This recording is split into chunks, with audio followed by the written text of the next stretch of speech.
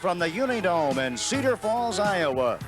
Iowa Public Television Sports presents the Boys High School Football Championships. It's the Class A championship game between the Sanborn Bulldogs and the Paton Churdan Rockets.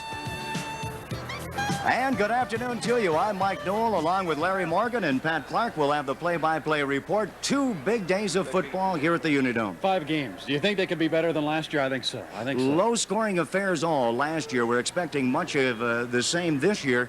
2 special teams in this one, Class A category, Sanborn and Paton Churdan. These are 2 football teams that weren't ranked. In fact, Sanborn isn't ranked yet. Paton Churdan has moved up to number 10, but relative unknowns during the season. They have come out of nowhere. Don Knoll coaches the Bulldogs. Jim Cox coaches the Rockets. And let's dust off one of those old football cliches. Offense wins football games. Defense wins championships. Absolutely. We're talking about 2 of the best defensive football teams in Class A. Sanborn coming in, they've only given up about 5 points a game.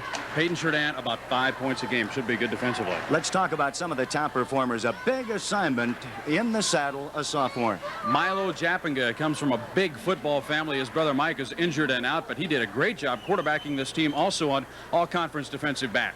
The book on Sanborn, they are deep in running backs. Sean Benner is an excellent running back, the second leading rusher on this Sanborn team. He will do a lot of the groundwork for him this afternoon. You know, if you're in the horse trading business, you'd talk a little bit about bloodlines. Let's talk about bloodlines. The brothers Doran, son of former Iowa State All-American Jim Doran. Paton Churdan and these guys will go both ways. You can take a look. Jim Doran in the backfield rushes for 404 yards during the regular season. Land Doran is the tight end. He can catch the football, too. And out of the backfield, a young man by the name of Dan Sabas. Dan Sabas can do just about everything for Paton Churdan. He will throw the ball, he will catch the ball, and he will run with the ball. He does just about everything for him. Just about ready to get things underway. It's going to be a great ball game here today. Sanborn and Paton Churdan go after the Class A championship. That's next on Iowa Public Television.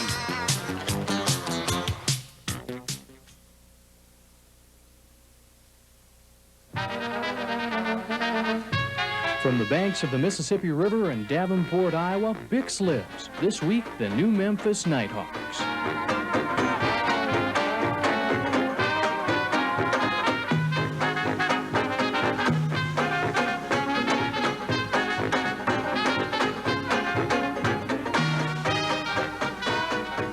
The 14th annual Bix Beiderbecke Memorial Jazz Festival. Bix lives, Friday nights at 10:30. 5 championship football games coming your way here on Iowa Public Television, and this is number 1. Class A championship game, Sanborn and Paton Churdan. We're just about set for the ceremonial toss. Downstairs, Ron Clinton of Creston. The referee will bring him to midfield. Ron is he's going to be wired for sound today. They call him the Fox. He's a baseball and basketball coach, long-timer at Southwestern Community College in Creston. And let's pick it up from here as the captain's mate at the 50-yard line.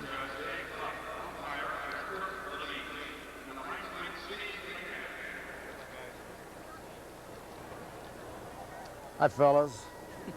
Welcome to the Dome. Congratulations for being here. Good luck to both ball clubs. Present my crew: Kirk Levine, Steve McCann, Dave Buck. We'll call it home team. White team's the visitor. Home team. You'll call it in the air, please. He's called heads, and it is heads. White's won the toss. Your choice will be to receive the football. They want the football, fellas. Your choice of goals. Okay, White, come around here with me. Got White here, receiving it this end. Okay, ball. Good luck, man. Have a good one. Good luck. So there you have it. Ron Clinton with his crew. Let's take a look at them. Dave Buck, Steve McCann, and Kirk Levine, all from Creston, Iowa, to handle this Class A title game. Sanborn and Paton Churdan as the Bulldogs go up against the Rockets. A good look at the huddle for Paton Churdan. They're in their black uniforms with orange trim. And on the way to state, you see the victories against a powerful Northeast Hamilton of Blairsburg team, West Bend, and then Alden, a 7-0 winner. Paton Churdan on the way to state as they break the huddle. On the opposite end, you see the Sanborn Bulldogs. Floyd Valley falling in the first round to Sanborn, Shaler, and Nishna Valley in that order. One of the interesting things about these two teams, Michael, is that last year both were losers. Sanborn was 1-6 last year, folks, if you can believe that, and Paton Churdan was just 4-4. So here you have two teams that have done a complete about-face, and here they are in the championship game of Class A. Sean Benner and Milo Jappinga are deep to receive, and set to tee it up is James Fitzpatrick for Paton Churdan, deep along the back line. And this one is underway from the Unidon in Seymour Falls. That's Jappinga at the 1-yard line to the 10, the 15, and now the 20, and he spun down there.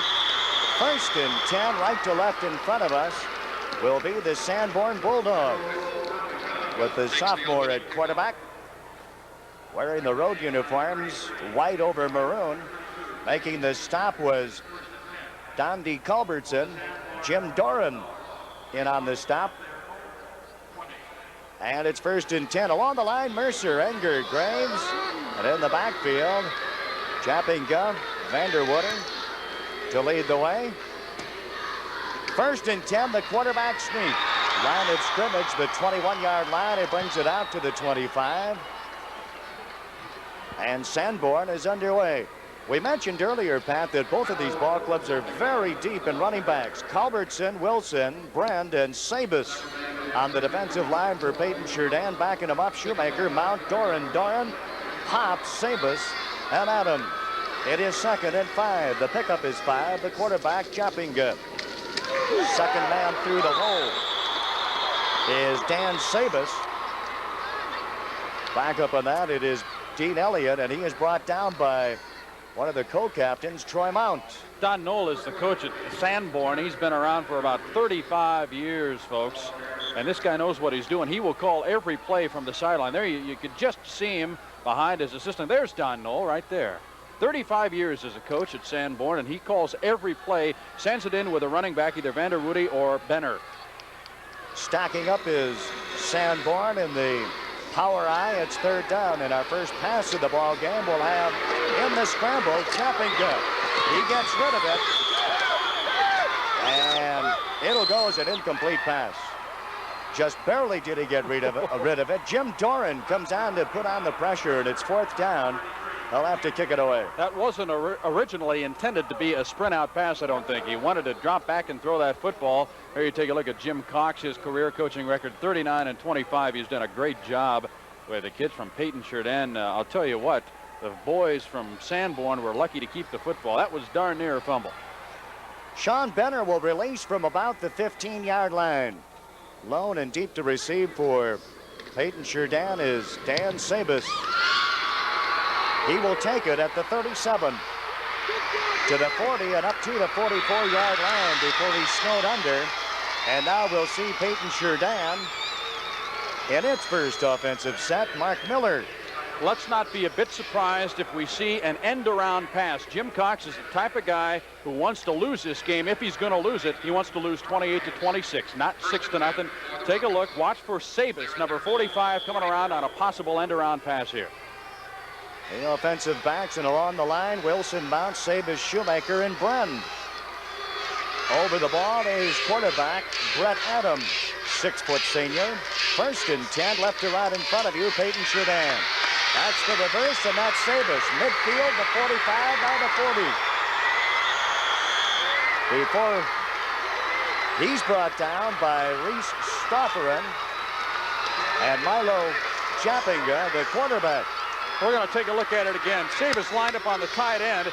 He gets it as he comes around, almost lost it, but finds a hole right through the middle, dodges a couple of tackles, a nice gainer on the play. Folks are going to see Dan Sabus do a lot this afternoon. He might even throw the ball once or twice. A big gain. The line of scrimmage was the 37. We move across midfield, and the line of scrimmage about the 39. There's a shot of Dan Sabus. First and 10.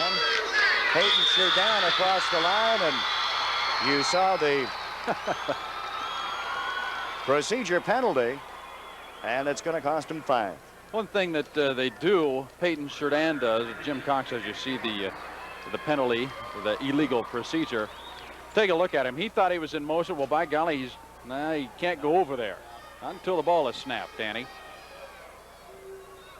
His gain was 24 yards for the first down on the first play from scrimmage. And now 1st and 15 with Adams over the ball. Motion to the right side. That's Donde Culbertson. Pitch back, and who's going to get it? I believe the quarterback Adams got to it. Well, you got to keep in mind, Michael, you know, you got to get the shooters out. This is the first time for both of these teams coming in here. A little bit of butterfly. I would think so. At this point of the day.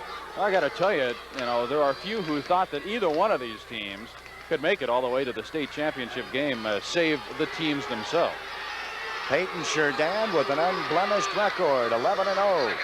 In 1985, they'd like to make it 12-0. Second down.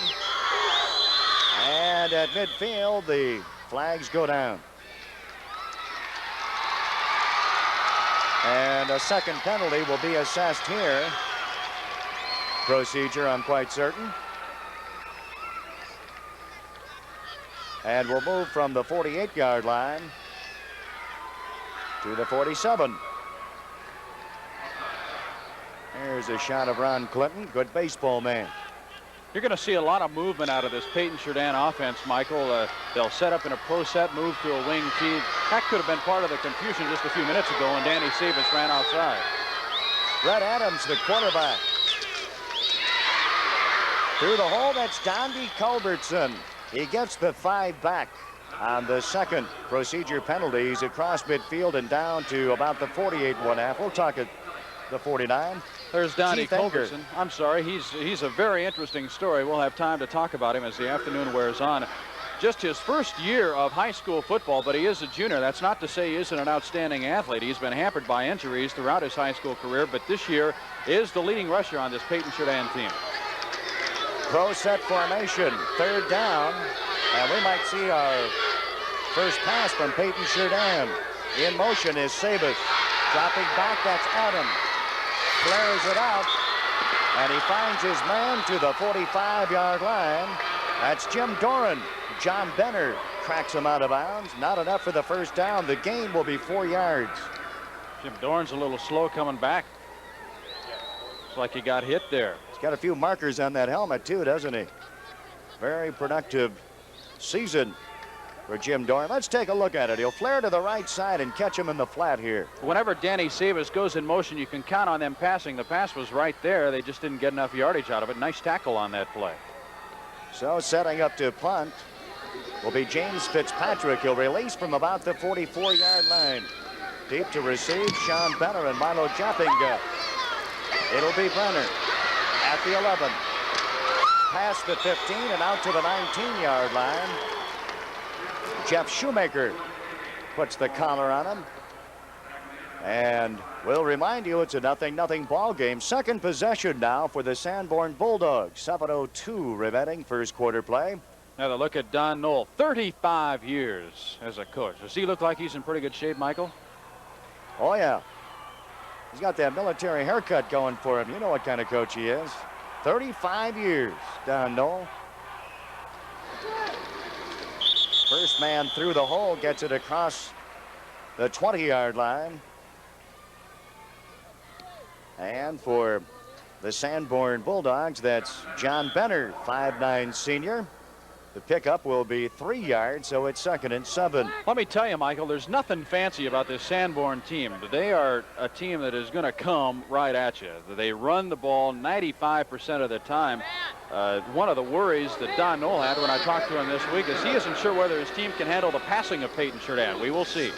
Slot eye formation, and dropping back is Jappinga deep, and the intended receiver on the run for Sanborn was Derek Van Roekel.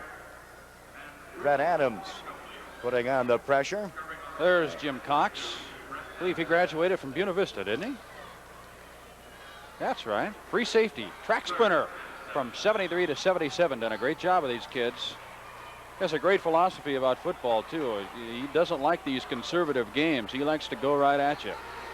Dean Elliott stacked up with Terry Vanderwoody. And it's third. And on the draw, it goes to Elliott. He cracks his way up to the 24-yard line, well short of the first down. It'll be 4th and 5, and forced to punt it away for the second time will be Sanborn. Oh, Chad Taunt. Joel Rogers. And Troy Mount, one of the co-captains, in on it.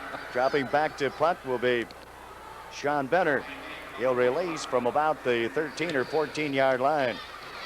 Line drive kick, and at the 40-yard line. Bringing it forward is Dan Sabus. And it'll be 1st and 10. This will be the second possession from the 49-yard line for Paton Churdan. We're coming to you live from the Unidome in Cedar Falls. And Pat, how about that? The weather conditions. I like them. You like it? How about you? 72 degrees, humidity just about right, and no wind, right? There'll be no rainstorm and no snow. We can guarantee no snow in the dome today, folks. 1st and 10. Brett Adams sets him down, and that's Dondi Culbertson. So gets past the midfield stripe, but just barely. The pickup will be about a yard, and 2nd and 9. First quarter action with 5:05 remaining. One thing we can let you folks in on, watch for number 45 in the Paton Churdan backfield. When he lines up and doesn't go in motion, you can almost bet it's going to be a running play. When you see Danny Sabus in motion, you can bet that the Rockets are going to throw the football. Culbertson stacked up at fullback. Doran is next to him, and in the slot is Sabus. That'll be Sabus on the counter to the 45, inside the 45, and now the 44-yard line. So a pickup of 6 yards, and got a decision to make right here for Paton Churdan. It'll be 3rd and 3. 545 yards for Danny Sabus, and I'm telling you, folks, this kid can move. He's got more moves than a distraught traveling salesman, folks. This guy knows what to do. Brian Mosier making this stop. There's some youngsters on hand. Rooting on PC. Paton Churdan in the black and orange. Line of scrimmage is the 44. 3rd and 3. Boy, that'll set a quarterback talking to himself. What do you got to do but hit the guy in the hands, right? Sean Benner, the intended receiver from Brett Adams. And what's going to happen here? Would you go for it? Pass that Danny Sabus should have caught. Well, you know, I was going to say, knowing Jim Cox's philosophy, they're going to go for it just as the punter stepped back into formation. This will be Jeff Wilson to kick it away. He'll release from the 45. It comes to Benner at the 13, the 20, and the 25. And the flag goes down. Jim Bren sets him down with some authority across the sideline stripe, and it's going to cost him 15. Take a look at the nice moves by Benner here. He gets a good block right there. Ooh, was that a clip, do you think? Comes to the near side. He's going to be pushed out of bounds here. We'll wait and see what the flag is. And you see him going for the flag right there. Maybe it was a personal foul. Maybe someone came in there just a little bit too late. We'll take a look. It is against Paton Churdan. Throws him out of bounds. There's hey, take a look at that there. late hit there. There you go. Can't be doing that. Personal foul, out of bounds. Personal foul, first down. And that's the voice of Ron Clinton. And so the biggest gain of the day sets it down at the 46-yard line. You're looking at the Sanborn Bulldogs. 10-1 into this one. The option right. Chappinga picks up a couple short of the midfield stripe before he's brought down by Troy Mount, one of the co-captains for the Rockets of Paton Churdan. There's the sophomore quarterback. Big assignment for him in this championship game. His older brother Mike held the quarterbacking duties till Milo was ready, and Mike got injured at fullback. And they miss him too. He was a 4-year starter for Sanborn. He hurt his knee, had surgery. 3:15 and counting. That's remaining in the first quarter. No score in the championship ball game. Chappinga under duress picks up a couple. Boy, talk about getting something out of nothing. He saw nothing but black jerseys dropping back, but scrambled out of the pocket and picked up a couple. One thing you folks have to understand here, too, is that both of these teams use about 14 players. I'm saying that most of them go both ways. Take a look at Milo, the sophomore, with the moves here. He's going to run into Danny Sabus and run right around him here at about midfield. Take a look at the move. There's Sabus. You're not going to get me. Gets about 5 more yards out of it before he's finally tackled. Nice move by Japinga. And it'll be 3rd and 2. Moving into Paton Churdan territory from the 41. Well, you go the shortest distance between 2 points. And it's going to be close. You know, you talk with these coaches, Mike, the week before the game, and you ask them if they're going to change their game plan playing on the carpet. A lot of these teams haven't played indoors before, you know, and they say, no, we're going to do things the same. I got to think that playing indoors has to change everyone's game plan just a little bit. We've seen Sanborn throw the football a few times already, and as you take a look, they got the first down. But here's a team that rarely throws a football at all. They put it up a couple times, or at least have wanted to. Well, much to the delight of the Sanborn fans on the far side, the Bulldogs get the first down. The line of scrimmage will be the 44-yard line. And this, the first sustained drive of the ball game late in the first quarter with 2:10 remaining. Sanborn over the ball with quarterback Milo Japinga. Motion to the right side, Sean Benner. Knocked it down for the Sanborn Bulldogs. That was Donde Culbertson for Paton Churdan getting an arm on it. And it'll be 2nd and 10. Later today, 2 more coming your way. 1A championship game with Morris Orange City going against Center Point. And tonight, the 4A championship game. Sioux City Heelan squares off against Linn-Mar Marion. It's 2nd and 10.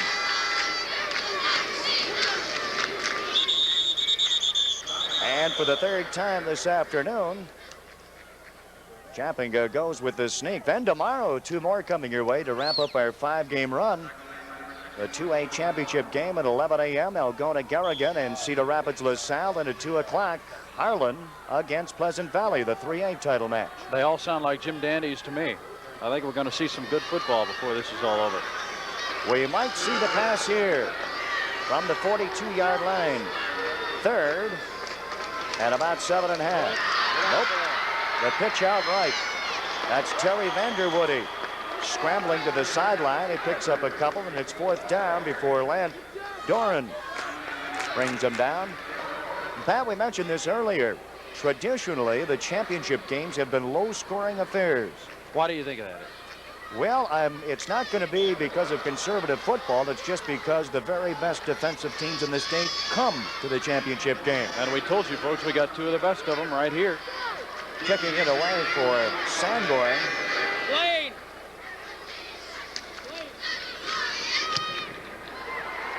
Will be Benner.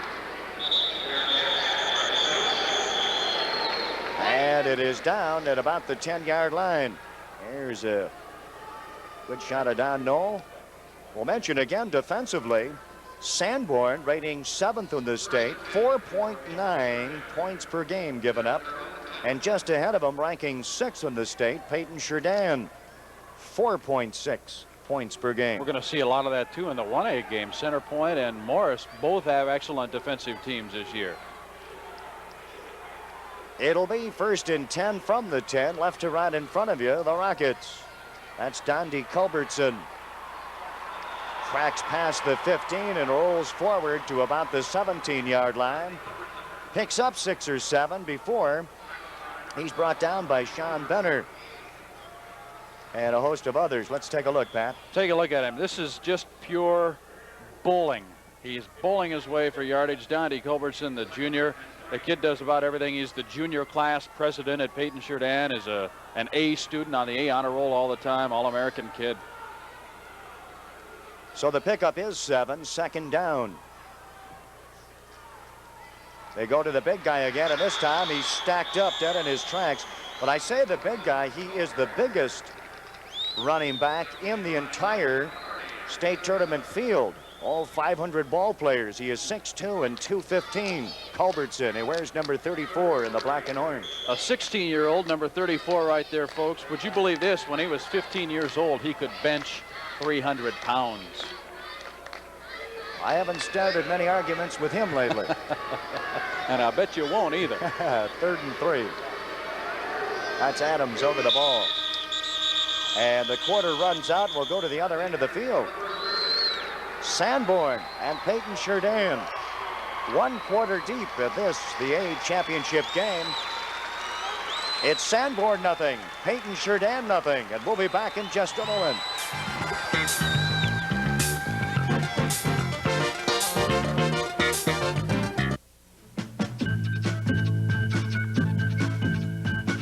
Hi, I'm Ira Flato. Next time on Newton's Apple, it's a bird, it's a plane. No, it's a boomerang. Oh, that's a good one. I'll get a lesson on the trade secrets of cooking pasta. Now we'll see what happens when I fling this. And we'll pay an unexpected call on some wild bears in their winter den. So join us on Newton's Apple. Sunday morning at 10:30 on Iowa Public Television.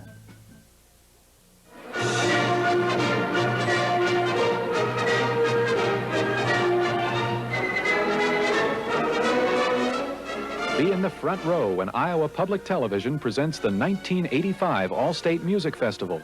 See the state's best high school musicians showcased on Thanksgiving Day, November 28th at 6:30, and again on Friday, November 29th at 2 on Iowa Public Television.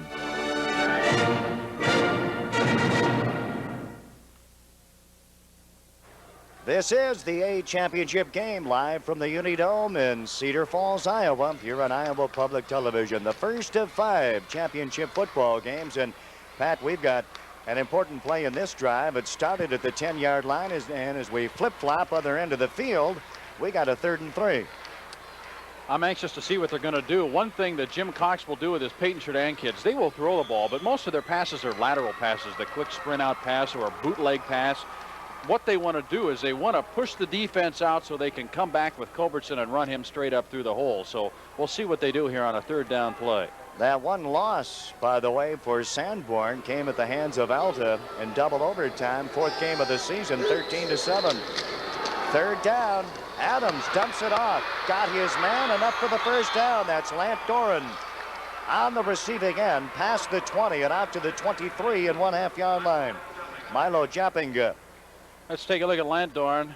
He is usually a tight end. Just a quick pass, just as I was saying, out there on the flat. Almost got through that tackle, but did get enough for the 1st down, and he got up a bit slowly. So a 1st down for the Rockets of Paton Churdan. A good look at the quarterback, wearing number 42, a 6-foot senior, Brett Adams. Got his man Culbertson to the left side, and a flag goes down past the 25. Culbertson's a good one. He's brought down by Sanborn's Dean Elliott. White captain, please. 61 block motion. You have a motion penalty to beat the snap. If you take the penalty, 1st and 15, you should refuse. 2nd and about 8. Move it now. Okay, we'll take it back. That's Terry Vanderwoody conferring with referee Ron Clinton. And they're going to walk it off, a 5-yarder. You heard the motion penalty, and it's whistled on. Captain Troy Mount. That's motion. Black. It's motion. 1st down, 15. So 1st and 15, and the line of scrimmage will be 13. Well, the 13 and a half. No place to go, setting up to pass, and Vanderwoody comes on to put the crunch on quarterback Brett Adams. Let's take a look, Pat. Take a look, Michael. He's in the backfield in no time at all. He doesn't even have time to fake. He's right on top of him. Beat out the man from Paton Churdan, number 55, Jeff Shoemaker. Just couldn't make the block on Vanderwoody. Nice play coming in from the linebacker position. So the linebacker blitz. And the loss puts the ball at the 12-yard line. It has to get out to the 33. 2nd and 21. And again, not much running room. And the book on Sanborn, a rugged defensive team. Absolutely. They run out of basically what you would call a wide tackle 6, folks, and the defense has been the forte. That's all that Don Knoll wants to talk about when you talk to him. Defense, defense, defense, and they're showing it here. 3rd down and long. Line of scrimmage, the 14, and again, it has to get out to the 33-yard line. Good shot from the end zone, stacked up in the backfield. Jim Doran, along with Culbertson. He'll set up at the 5. Adams lets loose, home run ball. Not this time. The intended receiver was Lant Doran. Coverage on him was Milo Chapinga. And they'll have to kick it away deep. And here's something that you won't see often from Paton Churdan, a long pass. Just lets go of it and just overthrew his receiver. This isn't something that they do very often. Almost on target. And dropping back to punt for Paton Churdan will be Jeff Wilson. He'll release. Receive the ball in the end zone at about the 3-yard line. Good spiral kick, and Benner will let it drop. Oh, yeah. Down to the 33-yard line. That's got to be around a 60-yard punt, doesn't it? Well, I've got, let's see. You got half the field to 50. 60. 51. 51 officially from the line of scrimmage. That was only 9 yards off. Well, I ran out of fingers and toes trying to figure it out. I'll tell you this. Now Virgil Miller up here pushing that number 2 pencil. We'd be in trouble. 1st and 10, left to right in front of you. The Sanborn Bulldogs, their first possession of the 2nd quarter. And we're scoreless. 9:55 remaining in the half. Power I formation. Chapinga didn't fool him. And for Paton Churdan, putting the heat on is Dan Sabas. Did we tell you that Mr. Sabas does just about everything? He wasn't fooled. Boy, they ran it just a little bit quicker that time, but Sabas wasn't fooled either. Not the second time around. He's quick enough to pick that up. The loss will be 6 yards, 2nd and 16.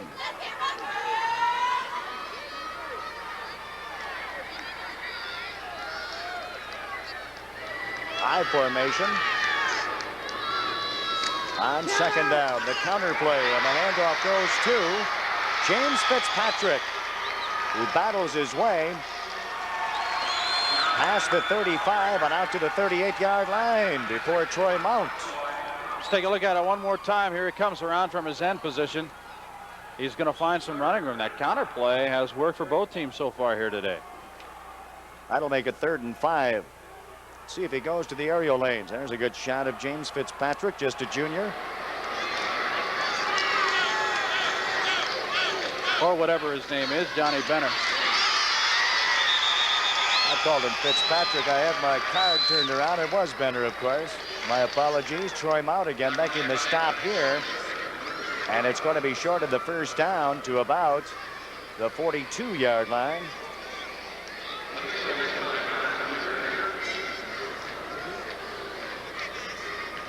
Yep, close enough to measure.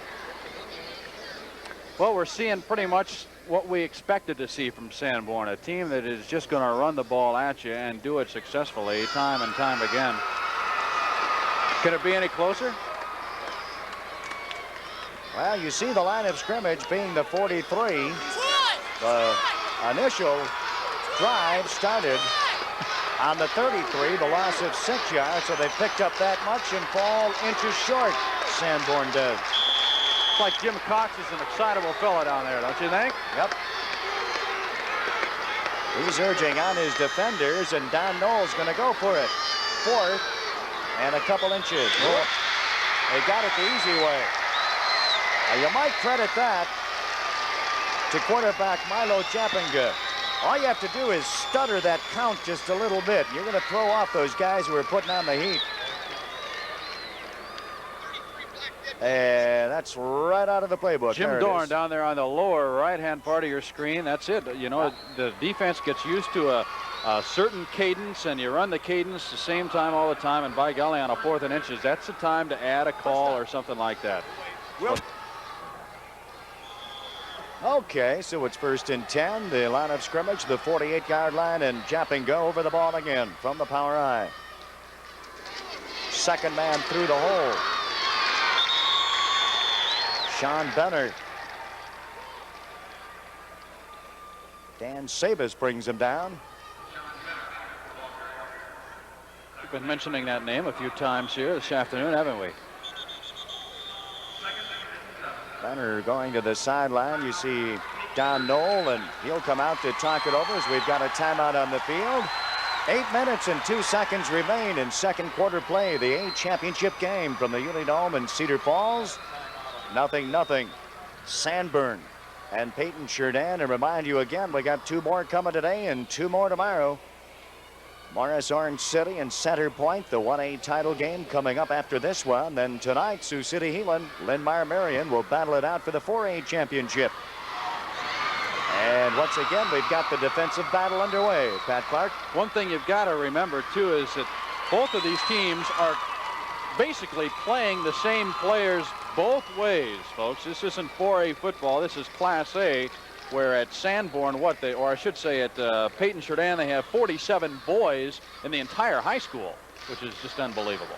While we're here in Cedar Falls bringing you live action of the high school football championships, another Iowa Public Television crew is on hand in Ames taping the All-State Music Festival.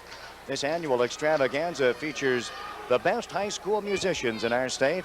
It'll be showed on Thanksgiving night, 6:30 p.m. is the time, and repeated on Friday, November 29 at 2 o'clock. Make your holiday a bit brighter by joining Iowa Public Television. It'll be on Thanksgiving for the All-State Music Festival. A couple of kids from Algona Garrigan are playing in the All-State Music Festival this weekend. They, of course, in the 2A final. Second and 6.5. And the first down, bolting his way, is Terry Vanderwoody. Short of the 40-yard line, but enough for the first down. The line of scrimmage will be the 41, and he just burst through the hole. Finesse is not a word that you would use with either one of these backfields. Take a look at Vanderwoody, just plowing ahead to get the first down yardage. So on the move are the Bulldogs from Sanborn. Stack up in the power I. Let's see what they do on 1st and 10 from the 41. Motion to the left, Benner. Dean Elliott down to the 35-yard line. The pickup is 6. I got a hunch that Paton Churdan had an eye on the man in motion, Benner, but it was Brett Adams who brought him down. Finally, that's Elliott, and it'll be 2nd and 4. Good shot of the Rockets, unbeaten in 1985. 2nd down.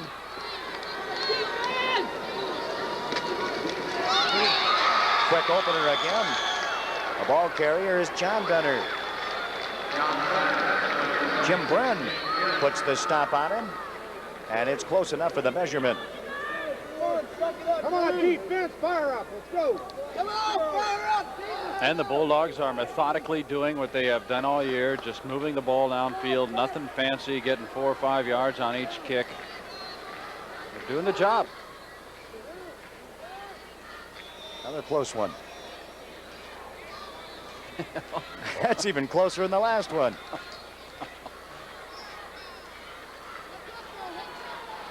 Is it an inch? Is it a game of inches? Yeah. Indication from Ron Clinton. Sanborn out of the Sioux Valley Conference. Enrollment of 63 in the maroon and gray down in front of us. Not rated in 1985, but coming in with a 10-1 mark. 3rd down and about an inch. Chappinga. He'll tuck it in. 1st down. All the way, it's Milo Chappinga. Whoa! He thought he'd mix him up. With the pass on 3rd and short, he rolled to the right, tucked it in, and sneaks his way down the near sideline. Milo Chappinga. Credit the play to Don Knoll. Credit the touchdown to Milo and Milo only. They figured on a third down play. Let's take a look at it. Third down on inches. You're going to run for it, right? Not this time. Sanborn's decided they're going to pass it, but then when there's no one downfield, Milo says, why not run it? Look at him tiptoe down the sidelines there, all the way in for the score. A sophomore, folks, just a sophomore. Here's Mark Graves to tee it up. And it's true, and now we have a 7-0 ball game. First score of the 1985 football championships live from the Unidome, and Sanborn takes the lead. We take a look at it. A team that runs 95% of the time on third and inches figured they had 2 more chances to get the first down. Don Knoll said, why not? So he let Milo do the job. He was supposed to put the thing up in the air. Watch him turn the corner here. Gets a key block from number 24. That was Derek Van Rukel. What a block. That probably gave him the touchdown, and Milo trips on in. Let's take a look. Boy, they were within shouting distance. Watch number 24. You'll see him come into the screen right there. Great block. That probably gave him the 6 points. 7-0 ball game. The Bulldogs with the sophomore Chappinga going 31 yards on the rollout, third and inches. And there you have it. Getting set to tee it up now is Mark Graves. And deep to receive will be Jim Doran. He'll be flanked by Dan Sabis and Lant Doran. And those are the numbers in the scoring drive. I can guarantee you Jim Cox and Paton Churdan are not going to lay down right now, folks. They have a bag of plays that they will use before the day is over. I said it was Mark Graves to tee it up. It's going to be Lee Lodi.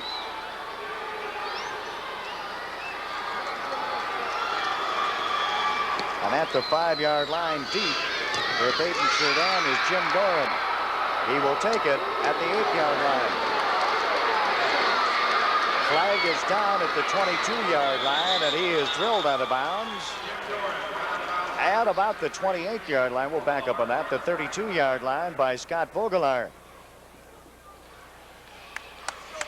First play coming in from Jim Cox. The penalty normally, when you see it on a kickoff like that, normally goes against the return team. Illegal block or clip, something like that. 77.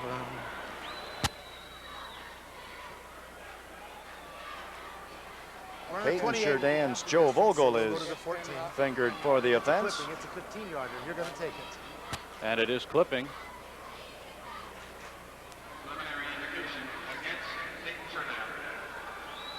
So that'll take it back. Well, let's see, to the 14-yard line, and a fur piece for the first down. It has to come out to the 42. Let's look for the clip here. There it is. Did you see it? Number 80, it looked like, for Paton Churdan. Lant Doran. So Sanborn will call a timeout with 6:45 remaining. Second quarter play, the A championship game. Sanborn with the upper hand, 7-0.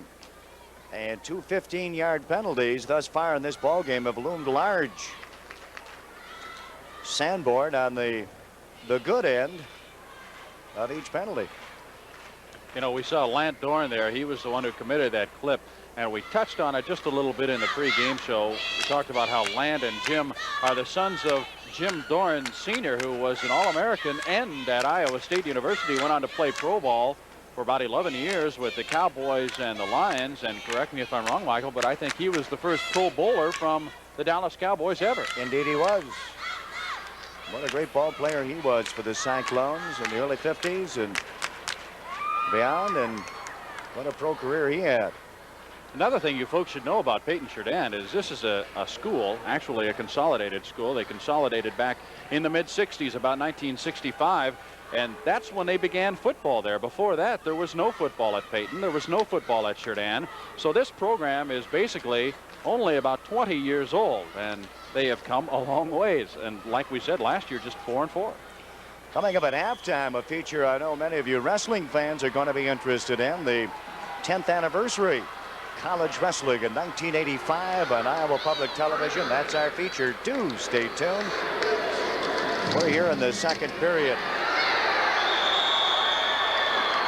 At after a pickup of about a yard and a 1st and 10 from the 14-yard line.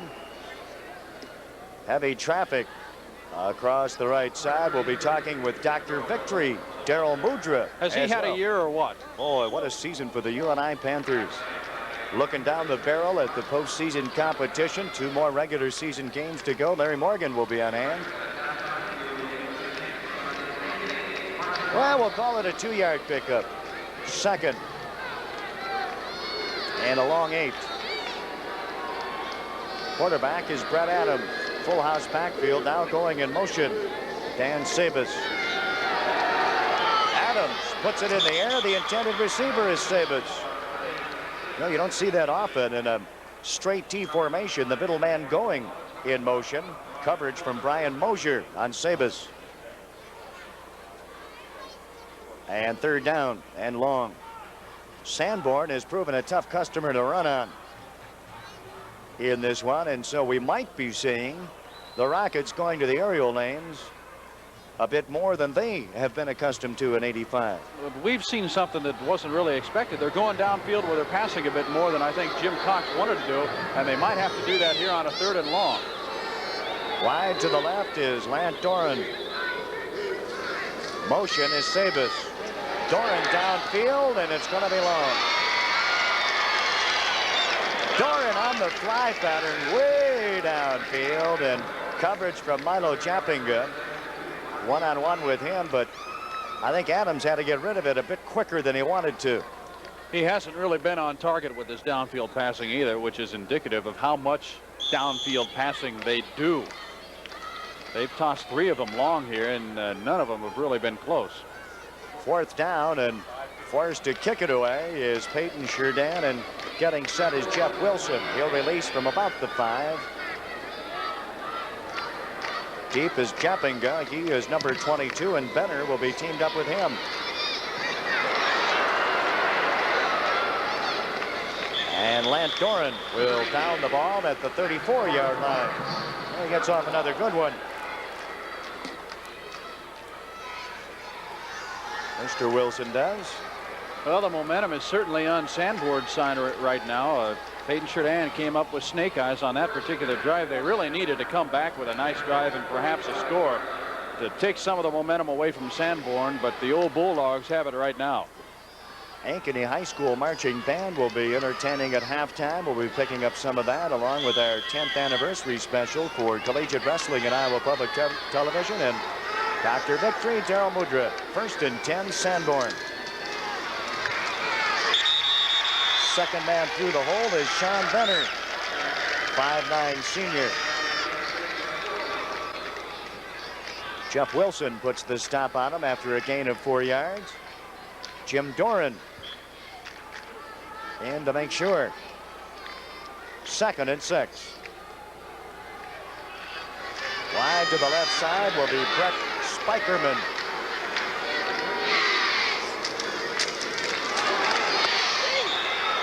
Past the 40-yard line and a pickup of a couple on 2nd down. Now you got about a 3.5, maybe 4 yards. 3rd down. Let's put the coaching shoes on right here, Pat Clark, as we take a look at it. What are you going to do? Watch Jim Brand make the hit here for Paton Churdan. He is going to stop this man right there. Hello. Terry Vanderwoody on the receiving end. 3rd and a long 3. Have to get past the 45-yard line. Yep. Nope. The draw.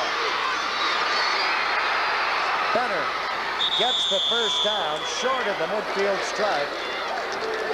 And Lant Doran brings him down. Oh my goodness.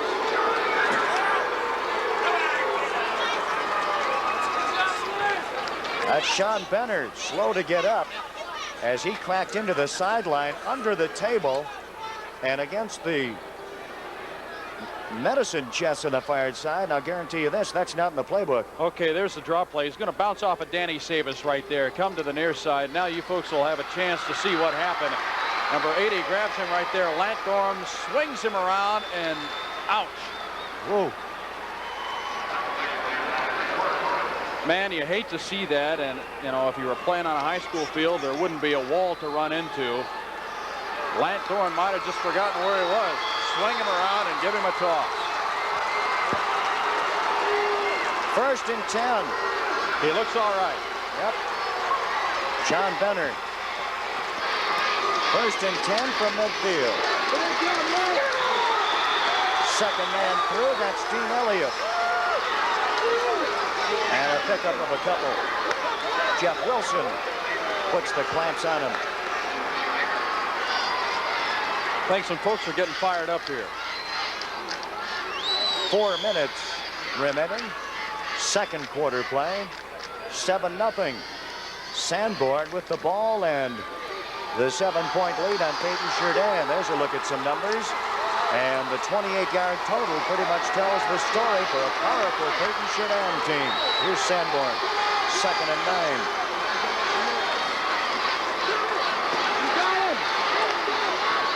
He puts it up. He's got his man, Spikerman.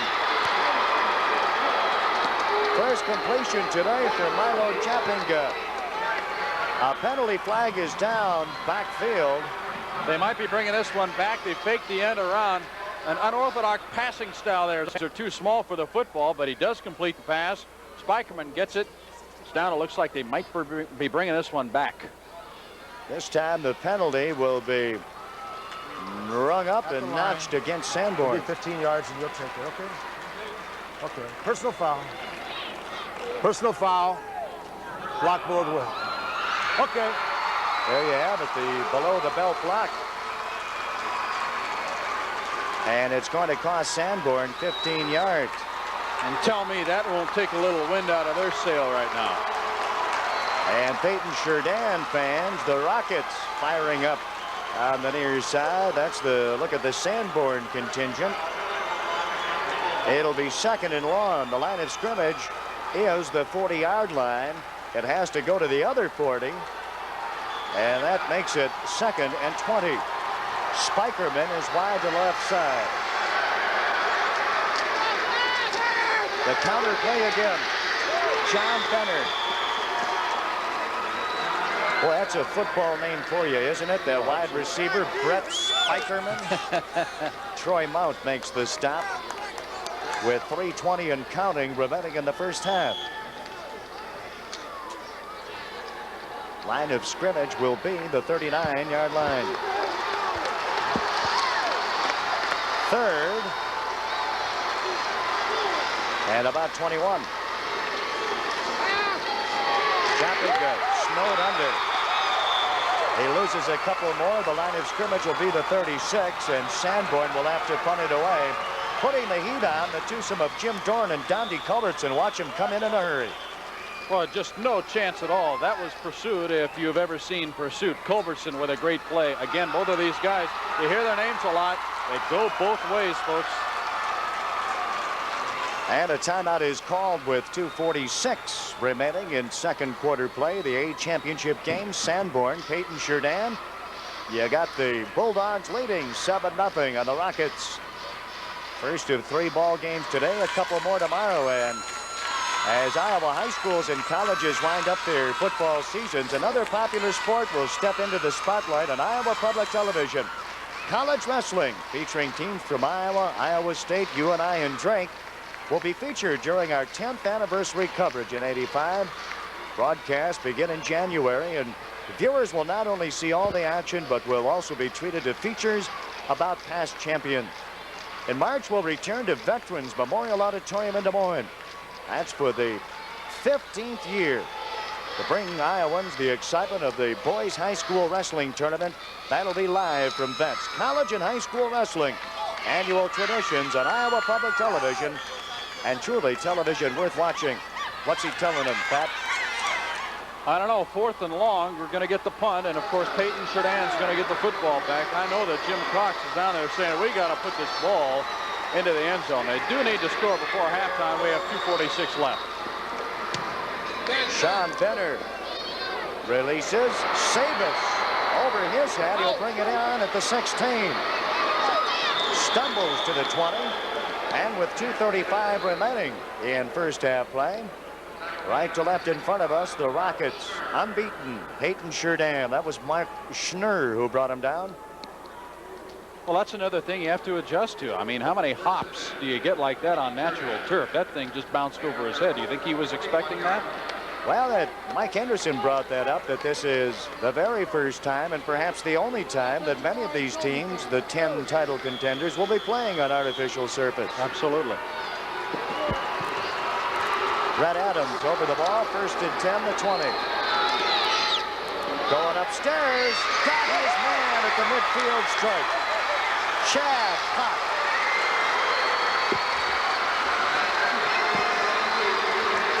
Brian Mosier put the stop on him, and with no huddle, the gain is 30 yards, +1.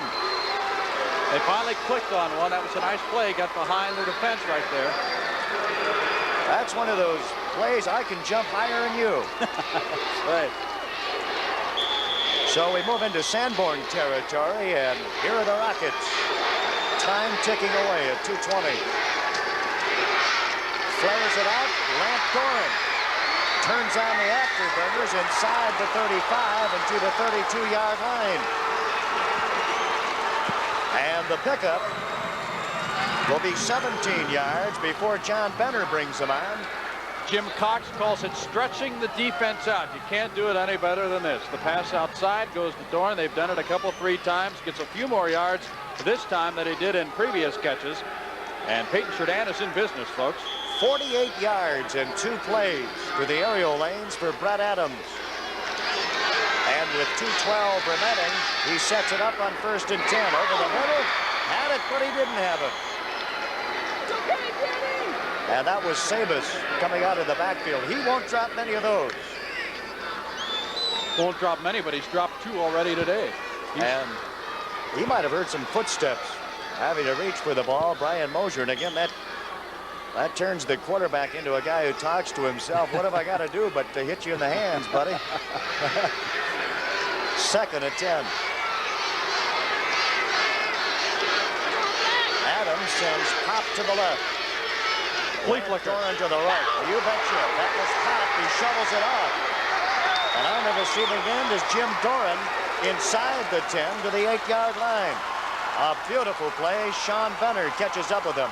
You'll see Pop bring it in and shovel it off to Doran. Out of Jim Cox's bag of tricks. There it goes. The shovel goes to Doran. He's going to take it all the way inside the 10-yard line. Another play, and Jim Cox is pulling him out. So 3 pass plays in this series. And with 2:01 remaining, knocking on the door, Paton Churdan, they'd like to even the score as we move into the halftime break. There is a timeout, and going to talk it over. Sanborn wants to give Paton Churdan a little time to think about it, and Sanborn would like to shore up the defenses here. At the line of scrimmage, the 8-yard line. Remind you, we started way back on the 20-yard line. After the punt, 2 passes and 48 yards, accounting for most of the real estate on the arm of Brett Adams. He had Lant Doran on the receiving end for a gain of 17 yards for the next to last first down in this run. Let's go down to Larry Morgan and check in on the sideline. Larry? Well, just an observation. As good as the Paton Churdan offense is, I'm not surprised that they hadn't especially been successful before now.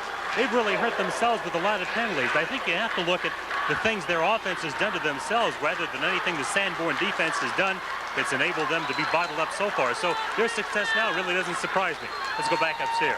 1st and goal, the 8-yard line. Motion right, Sabus. Adams will put it in the air again. Going to tuck it in. The 5. Touchdown. Paton Churdan. Making something out of nothing. Absolutely. That's exactly what they did. Adams did a great job. Adams did a great job with the football. Take a look. He's going to get around Mark Graves, number 72 for Sanborn here, as he's rolling out looking for a receiver. Finally finds some room. There, you saw Mr. Graves there. Couldn't make the tackle. They just fall right into the end zone. 6 points. Brett Adams. Well, they had him second guessing. Sanborn thinking they might see something in the air because that is what's worked for Paton Churdan, and he set up for the pass, rolled right and took it in. Brett Adams, 8 yards, and now to try to tie it for Paton Churdan.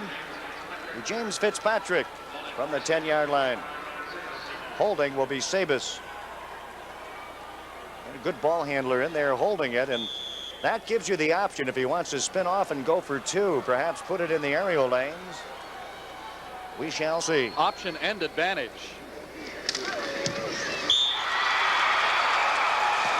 Yep. So James Fitzpatrick makes this a tie ball game. Let's take a look. We got a better view here. You'll be able to see number 72 for Sanborn, Mark Graves. He is probably the fellow who had one of the last chances. Take a look at him out there. He's coming right at him now, but Adams just goes right around him. He got the forward motion, falls right into the end zone. And just like that, you got a 7-7 ball game with 1:54 remaining in the half. A pair of broken plays, we might call it. They were rollouts intended to go to the aerial lanes. First for Sanborn, Milo Jappinga, 31 yards. And then answering for Paton Churdan is Brett Adams, the rollout of 8 yards. And there you see it, the rollout of 8 yards. And there you see it, 79 yards in 4 plays. Adams caps the drive. We might see a short kick here. And the penalty is assessed. I didn't catch it on the kickoff, of course. Maybe we'll get an explanation. I didn't see it either, Michael. Dead ball, personal foul. Thank you, Doug Brooker. And so the 15-yard penalty.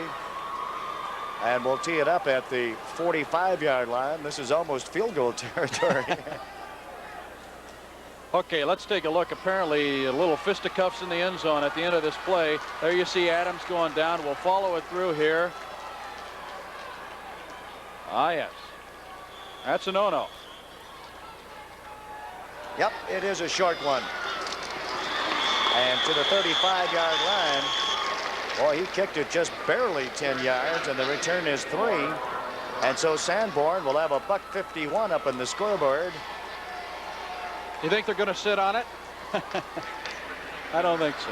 Well, you might see Jappinga going to the aerial lanes, the sophomore quarterback. We haven't really had enough time to talk about Mike Jappinga, Milo's older brother, the senior, who was a 4-year starter. Every once in a while you see him on the sidelines on crutches. He had knee surgery after their quarterfinal win, so he's not playing. Option left, and the sophomore takes it past the 40-yard line. The pickup will be 5 yards. 2nd and 5, Milo Jappinga. And 1:27 remains in the half. And an injury here apparently coming off for Paton Churdan is Jim Doran. A key fixture offensively and defensively for the Rockets. And that's the second time we've seen him limping around here today. Hopefully he'll be all right. Second. And we'll make it about 4.5. Just past the 45-yard line is the first down marker. That's Terry Vanderwoody up the middle, and Jim Bren puts the stopper on him. Don Knoll, what a great coaching career he has had, and this tops it. This is his first playoff appearance, believe it or not, folks, in 35 years of coaching at the school at York College in Nebraska and at Drake University down in Des Moines. 3rd and about a half a yard. Up the middle, and I think he got it. Indeed he did. That was Jeff Shoemaker with the collar on Milo Jappinga, who's been a busy man today. You know, when you get down to the A classification, 1A, 2A, and even in 3A, the vast majority of the ball players go 2 ways.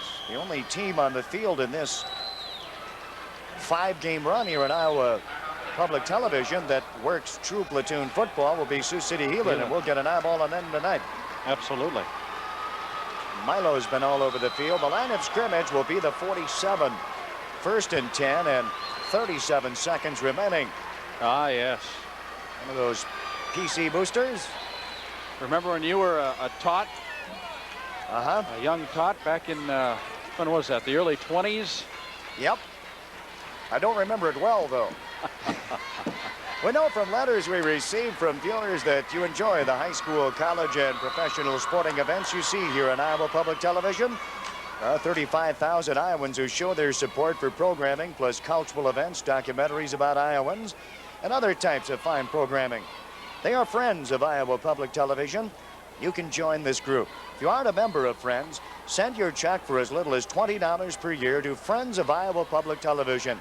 Post Office Box 1758, Des Moines, Iowa 50306. Every month you'll receive a complete program guide. We'll also show how much you appreciate your Iowa Public Television. 1st and 10. Going upstairs. Brett Spikerman is out of bounds. And it'll be 2nd and 10 with 32 seconds remaining from the 47. Laid the pass right on the money. It's just that just out of bounds. One thing we've got to understand about Sanborn, too, they come from a very tough Sioux Valley Conference up in northwest Iowa, a conference that has produced state champs like Sutherland and Paulina. It's a tough league, folks.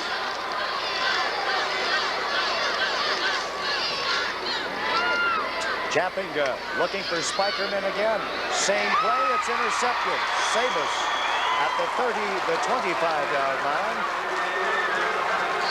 I said it was Sabus, and it's Brett Adams, the quarterback, and he'll set him up with 26 seconds remaining. Little ISO, Spikerman going down the sidelines. He's got the double coverage actually on the zone. There you see number 42, Brett Adams, making the interception. Ball was simply overthrown. So 1st and 10, and we'll go the other way, right to left in front of you. The Rockets from Paton Churdan, who have tied this one at 7-all. 25-yard line is your line of scrimmage. Adams brings him out of the huddle, our first turnover of the ball game. Sanborn in that prevent defense. They don't want anything to go upstairs. Here's Adams rolling to his left. Sabus downfield. And there's a flag down at about the 18-yard line as Adams was drilled to the dust. And this could very well go against Sanborn here. We'll wait for the indication.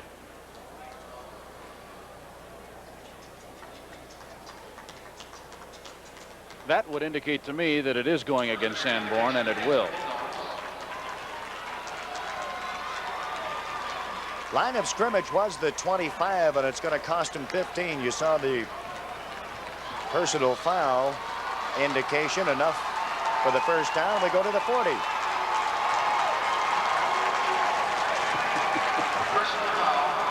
Let's take a look at it. Watch for it here. There you see Adams coming to the near side saying, run downfield, will ya?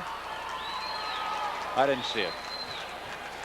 Got him from behind after the release. The intended receiver again was Dan Sabus, 6-foot junior, and with 19 seconds remaining, a big gain in this series as we started at the 20-yard line. We're out to the 40. And I'll guarantee you, Mike, that penalty has changed the philosophy of Jim Cox here going to with 19 seconds left. If they had it, say, 2nd or 3rd down back at the 20-yard line with 19 seconds, would you go for the ball of wax here? But now they're at the 40 with a first down and 19 seconds left. I got to think they're going to put the thing up or try something fancy. Jim Cox has a lot of different plays that he can pull out of his bag of tricks. They'll do a halfback pass. You've seen the flea flicker. They'll do just about anything. James Fitzpatrick is the kicking specialist for Paton Churdan. He has 6 field goals in 1985. You know, that may sound like a low total, but when a team is as good as Paton Churdan, you don't need field goals. Your team can punch it in from anywhere in the field. Absolutely. Let's see what they do here. He might get the call a bit later on.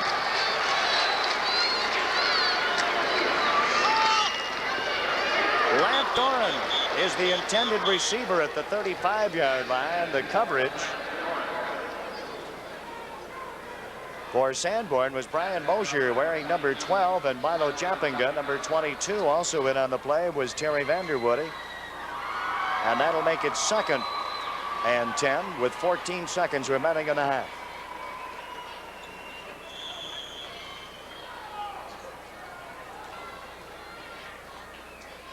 How about those Northern Iowa Panthers? We're going to get a good friend of ours, Darryl Mudra, talk about those Panthers with a couple regular season games to go. Boy, look at that prevent defense. 3 men up. 2nd and 10. Dumping it off up the middle. And enough for the first down past the 50 as the clock ticks down to 7 seconds. That's Sabus getting up after the gain of 11 yards. Rod Mercer puts the clamps on, and we move into Sanborn territory. They'll go up with that 3-up defense, and everybody else looking for the aerial in the late going. Clock is ticking away. 4, 3, and 1 second remains as Adams sends it out of bounds. Well, they needed to do that just a bit quicker. They almost ran out of time totally. Of course, he was throwing it out of bounds just to stop the clock. Now they'll have a chance for one more play, and you know they're going to go for the cookies. Coming up here at Iowa Public Television after this, the A championship game. The 1A title matchup with Morris Orange City against Center Point. And then tonight at 8 o'clock, it's the 4A matchup. Sioux City Heelan, Linn-Mar Marion. Tomorrow, Algona Garrigan and Cedar Rapids LaSalle in the 2A title game at 11. Following, Harlan and Pleasant Valley. The last play of the half. And that's the name of that team. Scott Brower brings on Mr. Adams, and we're at the halftime break here at the Unidome in Cedar Falls, Iowa. The score, Sanborn 7, Paton Churdan 7. And we'll be back with second half activity and, of course, some halftime activities. Right now, we're going to head downstairs. Larry Morgan is along the sidelines. Larry? Thank you, Michael, with the head football coach of the Sanborn Bulldogs, Don Knoll. Don, in this first half of action, early you kind of dominated. Things turned around as the game went on. How did you evaluate the first half of play? We played as well as we can play. We can't play any better than that. We have to correct a couple of passing mistakes to get back, to stay in the ball game. We can't give them that kind of password. We had a boy make a mistake back there, and that hurt us. And then, well, we made 2 mistakes. We lost our coverage. We'll have to adjust that at halftime, and then we'll be all right, I think. How great of a concern is their passing game to you? Well, it was our biggest concern coming into the ball game. They're also an excellent running team. There's no doubt about that. I think it'd be a heck of a ball game if both teams are running and not throwing. But they do both very well. And I kind of think they're going to try and establish a ground game to throw off of the second half. At least that's what I look for. Okay, Coach, thank you very much. That's the coach at Sanborn, Don Knoll, 7-7 at the half. Let's go back upstairs. Well, thank you, Larry Morgan. And those are the numbers here at halftime. Sanborn and Paton Churdan in the Class A championship game. We're here at the half, and it's 7-7. We'll be back with our halftime activities right after this timeout.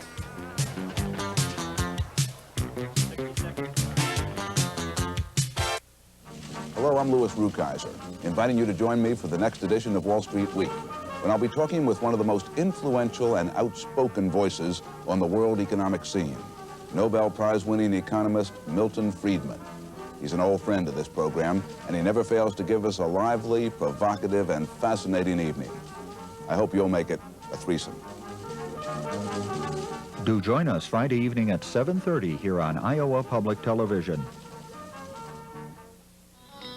Join Iowa Public Television as we explore Iowa's first venture into pari-mutuel wagering, Dubuque Greyhound Park, followed by a panel discussion among representatives of the Iowa racing industry.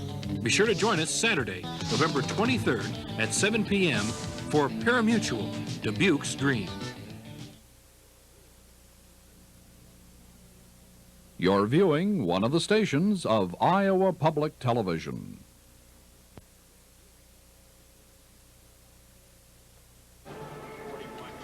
We're live from the Unidome in Cedar Falls, Iowa. The Class A championship game, first of 5 coming your way here on Iowa Public Television. Paton Churdan and Sanborn, 7-7, and with the Ankeny High School band entertaining here at halftime. Pat, the ground game went awry for both of these ball clubs, as Larry Morgan had in his conversation with Don Knoll. They both had to look to the aerial lanes. But you know, Don Knoll really has Paton Churdan pegged. He thought that they were going to come out and try to establish a running game or a passing game so they could run up the middle. That's exactly what Jim Cox is trying to do. Don said that a couple of players made some mistakes and they were costly That helped Paton Churdan get the 7 points, but the guy knows what his team has to do in the second half, and he said we can't be playing any better except for those 2 mistakes. Pat, thank you, and thank you, Larry Morgan. Lots coming up here at half. Last year, Iowa Public Television celebrated its 15th year of quality service to Iowans. Beginning this January, we'll celebrate our 10th anniversary coverage of collegiate wrestling. Well, there's a break in the action here at the Unidome. We invite you to relive some of our wrestling memories, followed by another look at those 15 years of programming.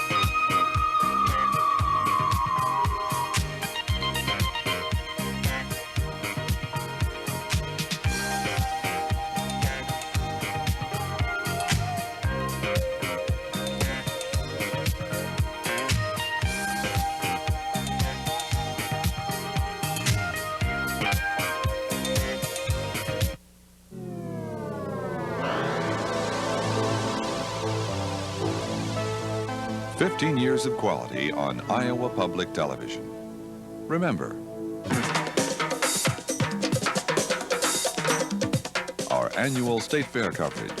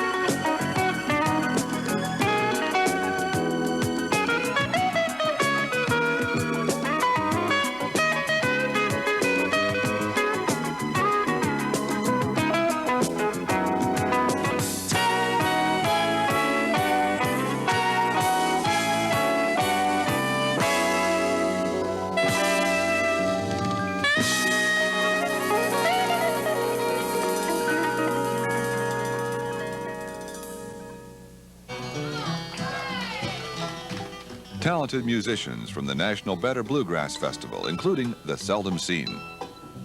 Mary grabbed the baby, rivers rising, muddy waters taking back the land. Well, this old house won't take one more beat. Ain't no use to stay and make a stand. Morning light showed water in the valley.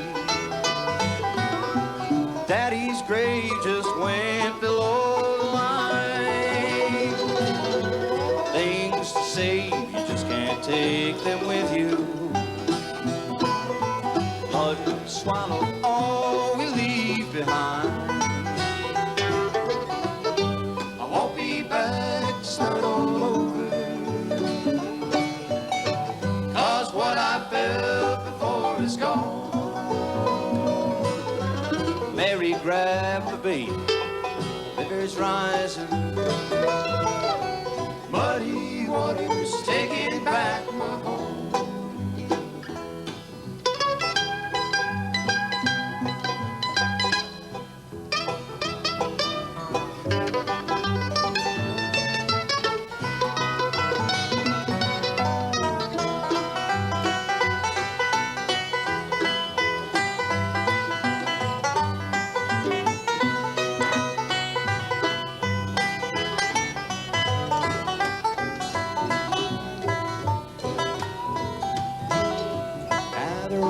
Gone and there's just one way to leave here.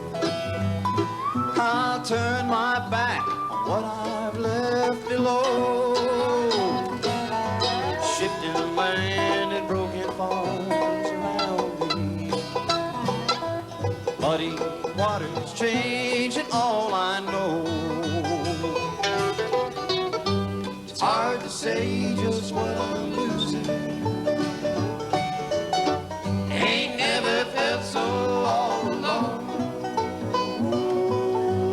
Mary grabbed the baby, rivers rising, muddy waters taking back my home. Well, the muddy waters taking back my home.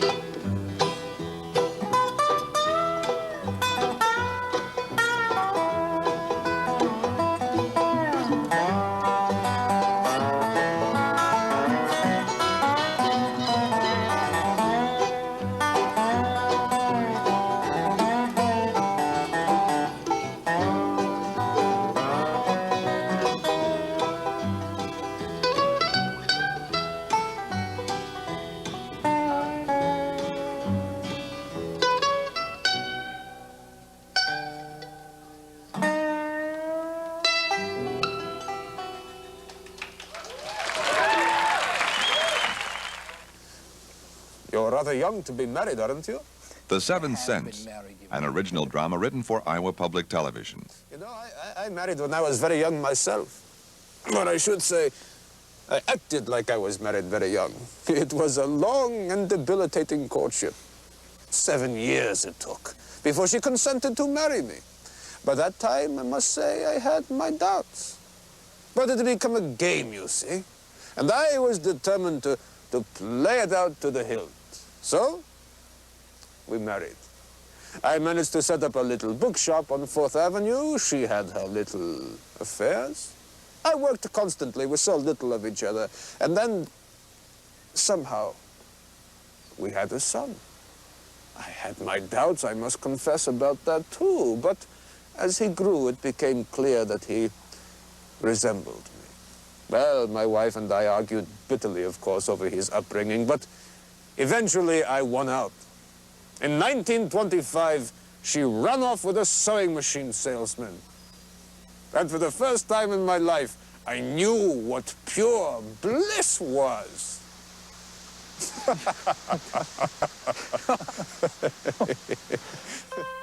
And the enjoyable Old Creamery Players of Garrison.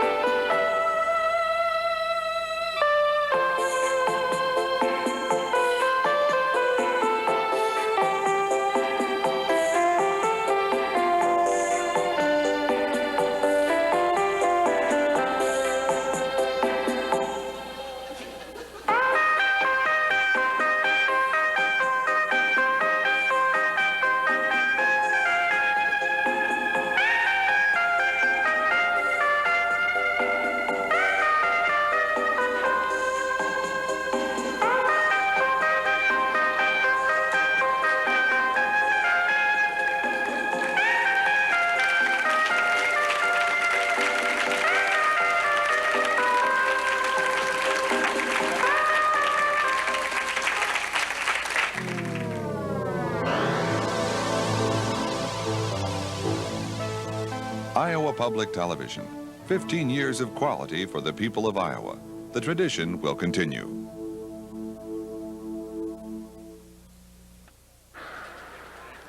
Live from the Unidome in Cedar Falls, Iowa, we're in halftime. The Class A championship game. The Sanborn Bulldogs and the Paton Churdan Rockets are knotted up at 7-7, a defensive battle. We're here at the halftime break, and we're going down to the sidelines right now. A special guest joining us. Here's Larry Morgan. With Daryl Mudra, the coach of the 5th-ranked 1AA team in the country, the Northern Iowa Panthers. Coach, congratulations on a great start. 2 more games left and then the playoffs. What is your situation as far as what you can accomplish by winning the last couple? Well, hopefully, if we can win the last 2 games, we'll get a bye in the playoffs, Larry, and that would help us tremendously because we're apt to play our first game at home, and we could even play 2 games in the Dome, and then the finals are in the Tacoma Dome. So playing inside is, you know, our cup of tea, and we'd like that very much. You look at that as more than the average home field advantage? Well, I think so. We have just such great conditions to practice in, and we are able to accomplish a little bit more, particularly late in the season, you know, when other teams are, you know, scrambling around in the mud. So we both have, you know, the familiarity. That's an added asset to us.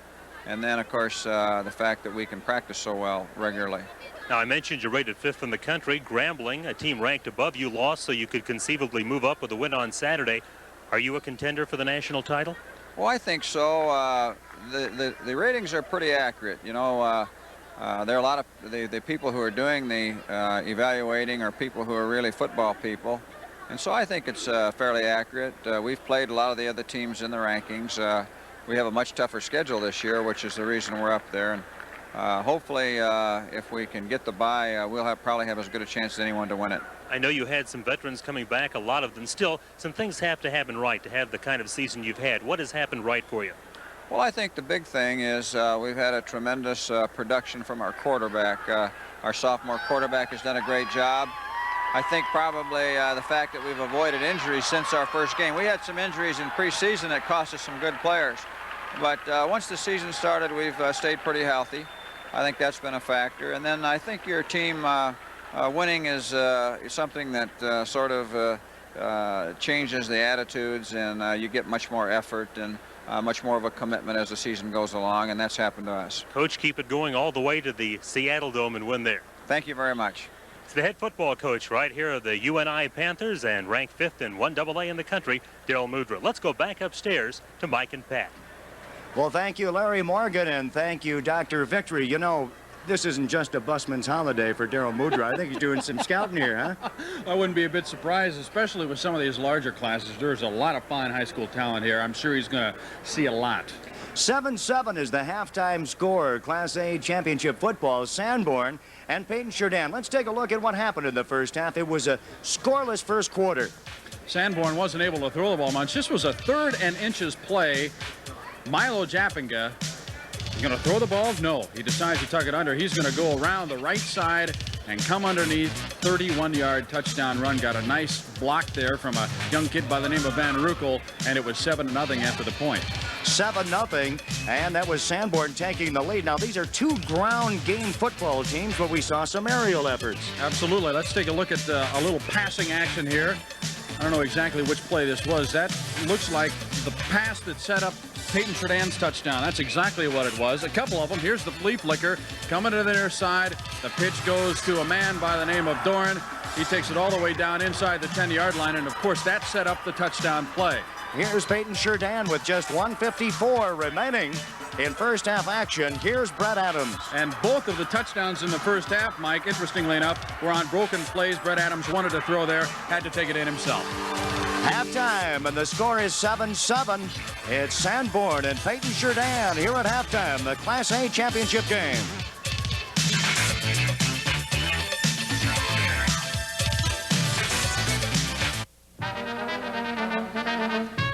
From the banks of the Mississippi River in Davenport, Iowa, Bix lives. This week, the New Memphis Nighthawks.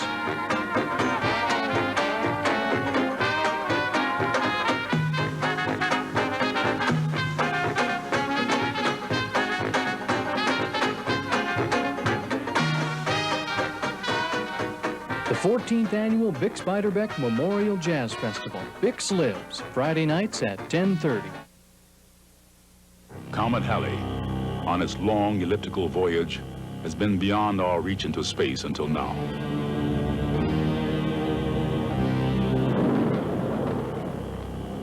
Comet Halley returns in November 1985. For a close look at the comet and its history, watch a Planetary Society television special, Comet Halley. Coming November 26th. Iowa Public Television, your statewide public television network.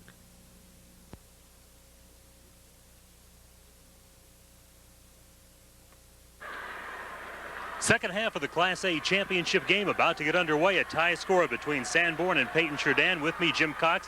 He's Paton Churdan's head coach. And, Coach, when your field position enabled you to do so, the offense really got to clicking. Do you have confidence that can continue in the second half? Yeah, we made way too many mistakes. We're just killing ourselves with offsides and 15-yard penalties. We just got way too many penalties. We knew the kids would be nervous, but we thought they'd play a little bit better than that. We got to just cut that stuff down so we're not 1st and 15, we're 1st and 10. I think we'll do all right.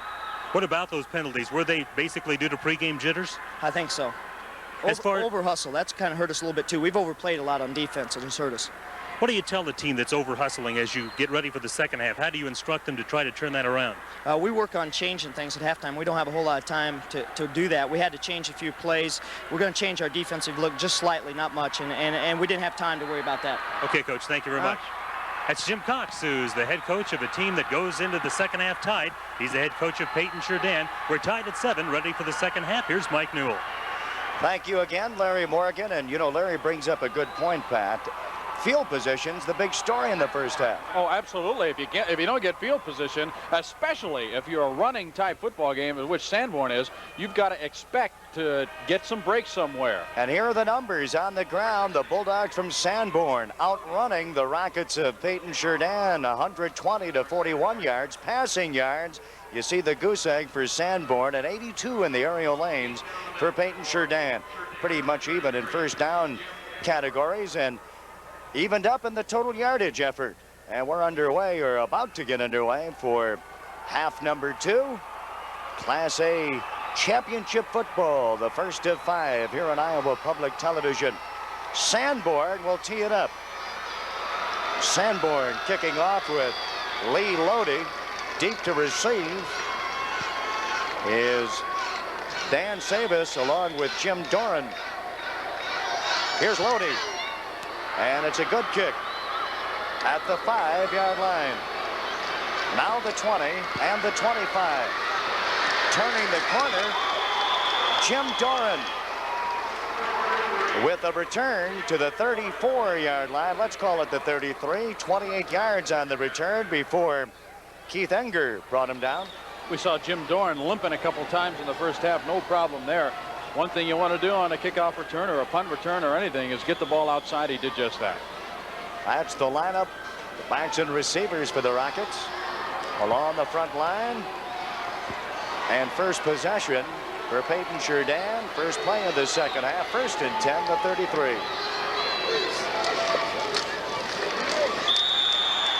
He calls on Jim Doran out to the 35-yard line. The pickup is 2. Mark Schnurr makes the stop. Let's take a look at that defensive alignment for the Sanborn Bulldogs along the front line. Schnurr making the tackle on the last effort. And deep is, well, Elliott, Benner, Mosier, Chappinga. Defensive and deep for Sanborn. 2nd down and 8. Brett Adams, the quarterback. Straight tee and breaking out of it. That's Sabis. And the whistle at the snap. Took too much time, I think, Michael. The meter's running. 30 seconds between plays, and it'll cost you 5. Back to the 30-yard line, and it'll be 2nd and 13. Was really interested in listening to both of these coaches when Larry Morgan talked to him at halftime. Mistakes were that was a word that came up quite frequently in both of the coaches' conversations. They made mistakes. They got to clean up the mistakes if they want to win. I agree. And when you get this far in state competition, you're a ball club that doesn't make many mistakes. As a matter of fact, there was only one turnover in the first half, and it was all but harmless. Enger makes the stop after a pickup of a couple. And, well, we'll call it a yard gain, 3rd and 12. Mr. Cox on the sideline with the Rockets. 11-0. Paton Churdan in their black home uniforms with white and orange trim, and Sanborn on the other side of the line. Maroon and gray. Adams to pass from the 20. Nope, couldn't hang on. The intended receiver was Chad Pop. Take a look at Mike Japinga. He is a senior this year. You see him on the headsets there. He was a 3-year quarterback for Sanborn. Hurt his knee, actually had surgery after a quarterfinal win in these playoffs. He was the team's leading rusher, had about 51.2 yards a game. Mike Japinga has played his last football game as a high schooler, but he could certainly get a lot out of a Sanborn win here this afternoon. Paton Churdan will kick it away. Jeff Wilson from the 17-yard line. Japinga will let it roll. Lance Doran makes the stop, and it'll be marked at the 23.5-yard line. And first possession now for Sanborn, moving left to right in front of us. First of 5 here on Iowa Public Television. 2 more to go today. 1A title game will follow this one. And the 4A championship game tonight. 2 more tomorrow, the 2A and then the 3A. We're just underway in the second half. We're tied at 7. Sanborn, and over the ball, Japinga. Wide to the left side. He's got Spikerman, but he'll send it up the middle past the 20.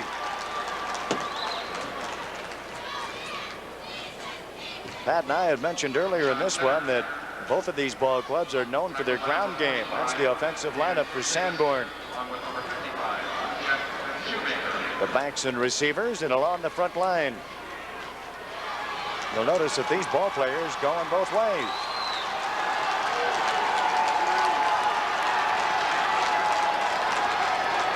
The pickup is 3.5. Second down, and tripped up is Vanderwoody. He may have gotten back to the line of scrimmage, may have lost a half yard or thereabouts. Matt Sabus to make the stop. There's the Paton Churdan, the Rocket defensive contingent.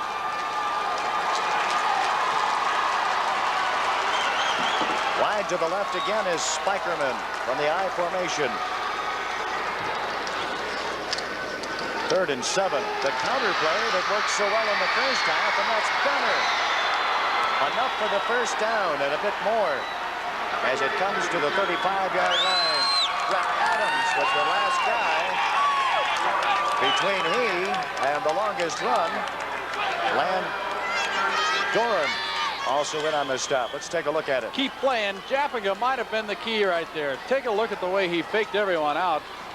The handoff goes to Benner. He does a lot of that work himself, made it to a tackle, finally is brought down by Doran, but not until he has a nice little gain. 1st and 10, the 35. Big hole for Terry Vanderwoody. Stopped short of the 45 after a pickup of 8. Brett Adams lowered the hammer on him. And you see Vanderwoody leaving the game. They alternate with wing backs on every play. The play is sent in by Coach Don Knoll. As we take another look at it, here comes a straight handoff up the middle. Adams is finally going to get the tackle, but again, it's just bowling ahead. This is how Sanborn gains its yardage. No finesse. 2nd and 2. Too much time. Nope. Well, we might have a choice here. We saw the encroachment across the line. Nope. It is going to be procedure on the Rockets, and that will cost them a first down. It was 2nd and 2. And the first down, the line of scrimmage will be the 48.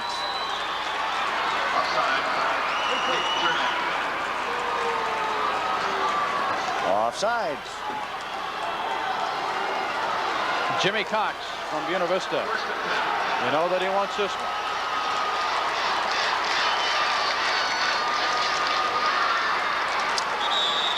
Heavy traffic after a pickup of one. Sean Benner, the ball carrier. And again, the Sanborn contingent is deep in running backs. The stop made by Jeff Wilson. You know, Mike, we Jeff took a look Shoemaker. at beg your pardon, we took a look at the halftime stats. 120 rushing yards for Sanborn. That might look good, but for a team that runs the ball all the time, that's mediocre at best. They've got to do a lot better here in the second half. Counter play again. The ball goes to Benner. Laterally to the sideline after a pickup of one. Chad Pop sends him out of bounds. And the clock is stopped at 7:01 remaining, third quarter play. This is Spikerman from the wide out position. Looking for the block, and coaches might say you could do a little better job of blocking. In fact, if he hadn't been there, or if he had made the block, then his running back might have gained a few more yards, because Mr. Savas had been outrun on that particular play. So he indeed picks up a yard. It'll be 3rd and 7.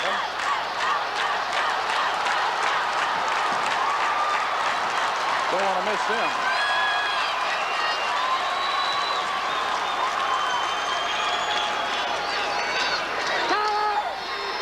Fake the counter, he tucks it in. Jumping goes to the 45. Short of the first down. He needed 7. Donde Culbertson puts him down. And now a decision has to be made. Let's take a look at it. This is the fake off of the counter, and he'll just tuck it in and wheel around in. Fun to watch Donde Culbertson hit in slow motion here. Here he comes. Oh, my goodness gracious. Oh, boy. The matchup was this. Milo Chappinga is 5'10" and 150. The youngster quarterback. Culbertson is 6'2" and 215. 4th down. Benner, a short kick. It's up in the air, and fielding it for Paton Churdan is Chad Pop. And he saw nothing but green in front of him. That's why he decided to get underneath it and try to make a run back out of it, because there wasn't much between him and the goal line. You got to have an awful lot of confidence to do something like that, too. You got to make sure you're going to get that football. Second possession for Paton Churdan in the second half. Here are the Rockets from the 35.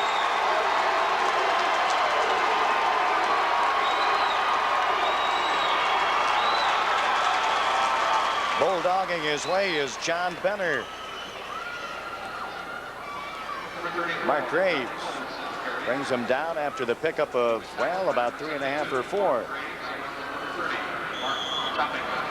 We'll call it 4, 2nd and 6.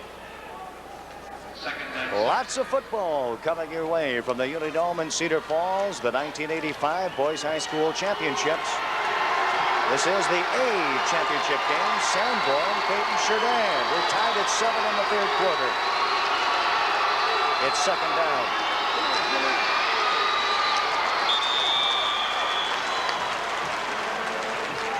Rod Mercer making the stop short of the first down, and 2nd and 6. And the last guy up for Paton Churdan, of course, is Jim Doran. Well, you'd think some of these kids would be getting a little bit tired. They've been on the field all day long. Jim Doran is a very good little power runner, though. He's gained better than 400 yards on the ground during the regular season for Paton Churdan. Brett Adams brings him out for 3rd and 2. He calls on the big guy, Culbertson. He's short of the first down. Had to get to the 45 for the first down, and he is stopped at about the 44, maybe a half yard short before Mark Schnurr stops him. There's Culbertson. I'll bet there were very few times this season that young man was stopped for no gain. I'd bet the farm on that if, in fact, I owned a farm. That's Wilson. Jeff Wilson to kick it away. Chappinga and Benner. Sean Benner are deep to receive. He releases from the 31. A low kick. Chappinga will bring it on at the 10. The 15, the 16, and the return of 6 yards. Second possession for Sanborn now here in the second half. That was Dan Sabas, who's been all over this football field this afternoon, making the stop on Chappinga. Well, again, field position, the big story in this football game. So many of the punts have been good, though, Mike. You know, they haven't been long punts in terms of air coverage, but once they hit, they've always taken a real true hop in favor of the punting team.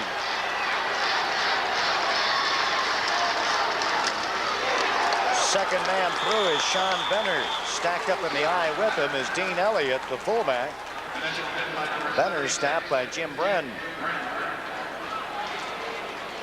3:30 remains, third quarter.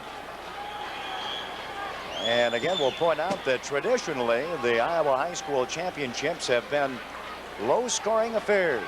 Absolutely. We didn't have any overtime games last year. No, sir. That's possible. Again, it's Elliott stacked up with Benner in the eye. Power eye with John Benner to the left. Chappinga will set up at the 10. Over the middle. And the intended receiver was one Derek Van Rokel from his tight end position. There's Dr. Knoll, Don Knoll. 35 years of coaching in high school football. And you've been announcing for about 35 years, haven't you? We broke in together. Line of scrimmage will be the 17-yard line. Third down and 9. Over the ball, Chappinga. Motion to the left, that's Benner, John Benner. Setting up at the 10 again. Benner. First down to the 35, the 37-yard line.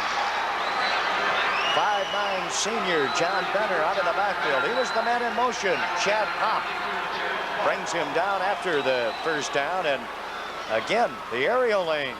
Well, take a look at Milo Chappinga. He doesn't have a real good passing form. It's almost like his hands are too small for the football. No problem here, right on the money with that pass.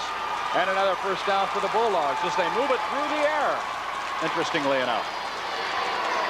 First and 10. The second man through finds some daylight. Terry Vanderwoody. His knee touchdown at the 43-yard line. And they're going to work on the interior of the line, Sanborn will, as long as they can get away with it. Kind of crossed up Paton Churdan and getting the first down, putting it up in the air, 2nd and 4.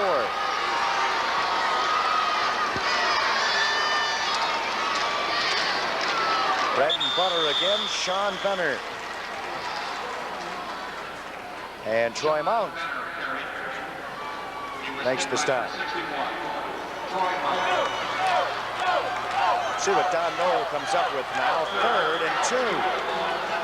For a school as small as Sanborn is, you can take a look down the lineup in the weight class. These fellas don't miss many meals. You talk about the offensive and defensive line because you're basically talking about the same kids. Most of them are right around 210, 215, 220. Well-built kids. 3rd and 2. John Benner. Yep, the first down. And again, a 3rd down conversion is successful for Sanborn. Chappinga goes to Benner in the aerial lanes on the last first down. This time he hands it off, and it's student body left. And had it not been for Brett Adams in the secondary, this would have gone for 6 points, folks. Wide open to the left side. You'll see Adams make the hit, but he was the last man. Across midfield and to the 44-yard line. Mr. Vanderwoody Terry Vanderwoody. Power I formation again.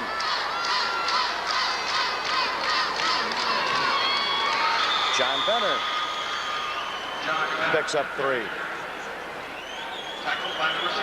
1:18 remaining in third quarter play. Troy Mount makes the stop. You know, it's devastating enough, Michael, when you lose a key player like Mike Chapelena. But when you can come back with so many good runners like what Sanborn has, then it's just that much better for you. They have not really missed this kid. Less than a minute remaining in the third. Student body left once again. A pickup of a yard. Oh, crunch. That's a gang tackle. That's what you call a gang tackle. And if Milo Jappinga doesn't know he's been in a ball game, he does at this point. Troy Mount gets to him along with Dan Sabis, and it'll be third and a long 5. Just inside the 40. Having to get the ball just inside the 35. Third down.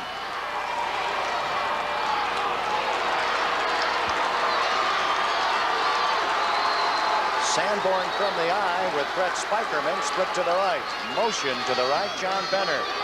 Setting up at midfield, in traffic, Jappinga. Over the middle, and he's got Spikerman. A penalty flag is down.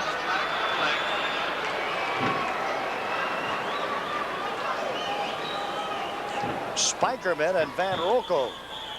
Van Rokel wearing number 24, a 6'3 junior, and Spikerman a junior, 6'1. Troy Mount from a linebacker's position puts him down. We've got an injury. Troy Mount is down on the field right now.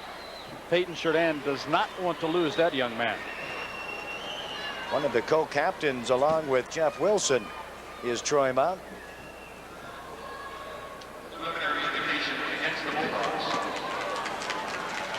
And the penalty flag is down. Line of scrimmage was the 39-yard line.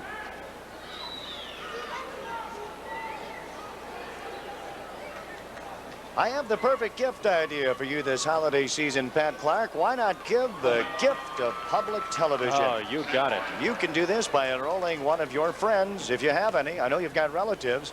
That's in the Friends of Iowa Public Television organization.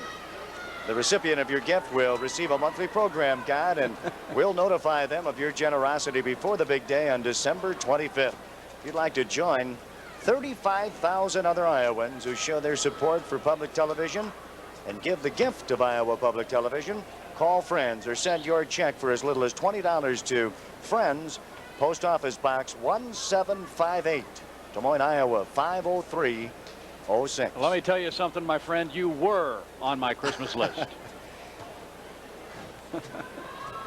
Hey, they don't want to lose. Eraser, didn't you? Let's get back to Troy Mount. They're still down on the field working on this kid, and they don't want to lose him, folks. Here's a fellow who has 11 tackles for Paton Churdan so far today, and he may not even walk off under his own power. Maybe he will.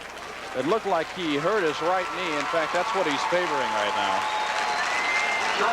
Troy Mount, who's been a big factor in this ball game for the Rockets of Paton Churdan, gets the round of applause as he leaves the playing surface. And the party faithful let him know how much they appreciate his effort. It's going to be all right. You think he'll be back in the game? Maybe next play. Yep. Third and long. Penalty walk-off is 15 yards.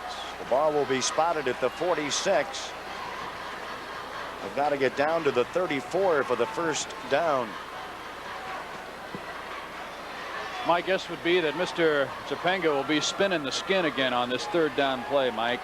3rd and 20.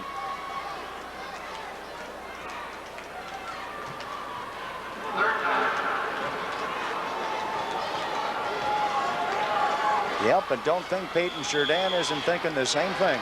Absolutely. Big third down with 33 seconds remaining in the third. 3rd and 20.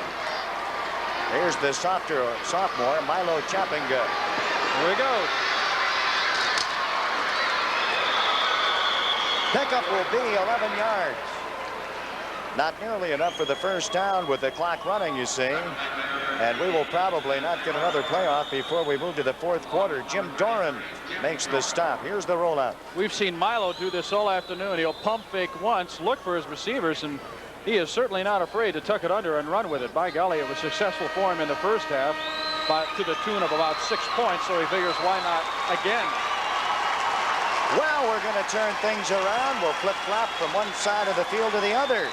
A 7-7 ball game. Paton Churdan and Sanborn in the Class A championship game here from the Unidome in Cedar Falls. And we'll be back right after this.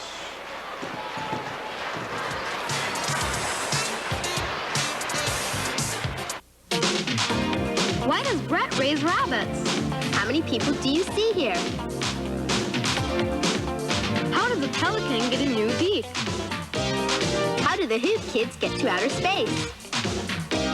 Watch Owl TV, a fantastic new show for kids and friends of kids. Watch us!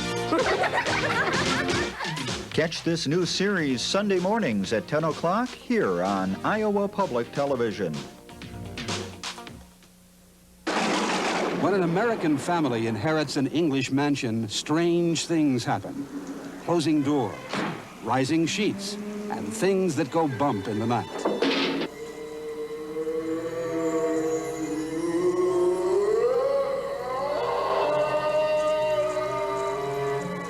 Richard Kiley as the Canterville Ghost on the next Wonder World. That's Monday evening at 7 o'clock here on Iowa Public Television.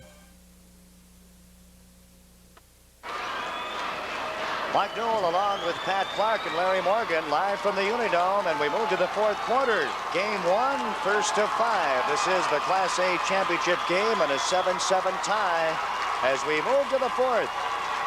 It'll be 4th and 10. And Sanborn will kick it away. Sean Benner.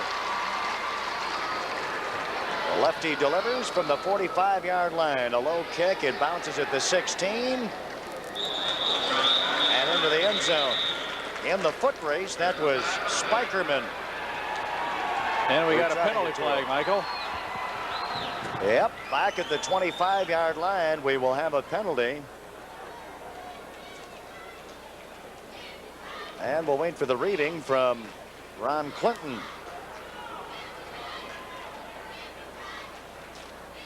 Personal foul, flat, dead ball, dead ball. So the dead ball foul is going to cost Paton Churdan. That's Troy Mount on the sideline. He'll be back in. Having that right leg tended to at this hour. Just underway in the fourth period. So the line of scrimmage would have been the 20 with the touchback, and we move it now to the 10-yard line, and those are the numbers in the rushing category.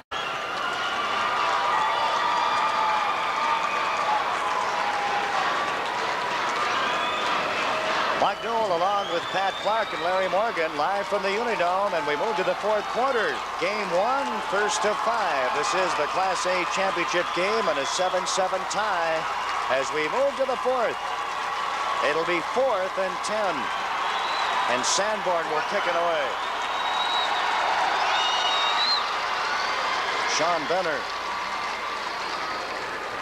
The lefty delivers from the 45-yard line. A low kick. It bounces at the 16. And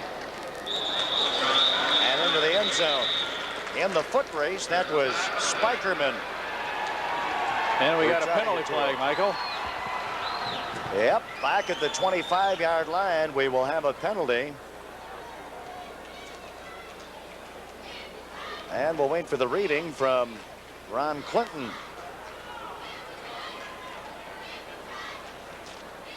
Personal foul, flat, dead ball, dead ball. So the dead ball foul is going to cost Paton Churdan. That's Troy Mount on the sideline. He'll be back in. Having that right leg tended to at this hour. Just underway in the fourth period. So the line of scrimmage would have been the 20 with the touchback, and we move it now to the 10-yard line, and those are the numbers in the rushing category. Sanborn with the upper hand by a fair piece. Passing, the edge goes to Paton Churdan.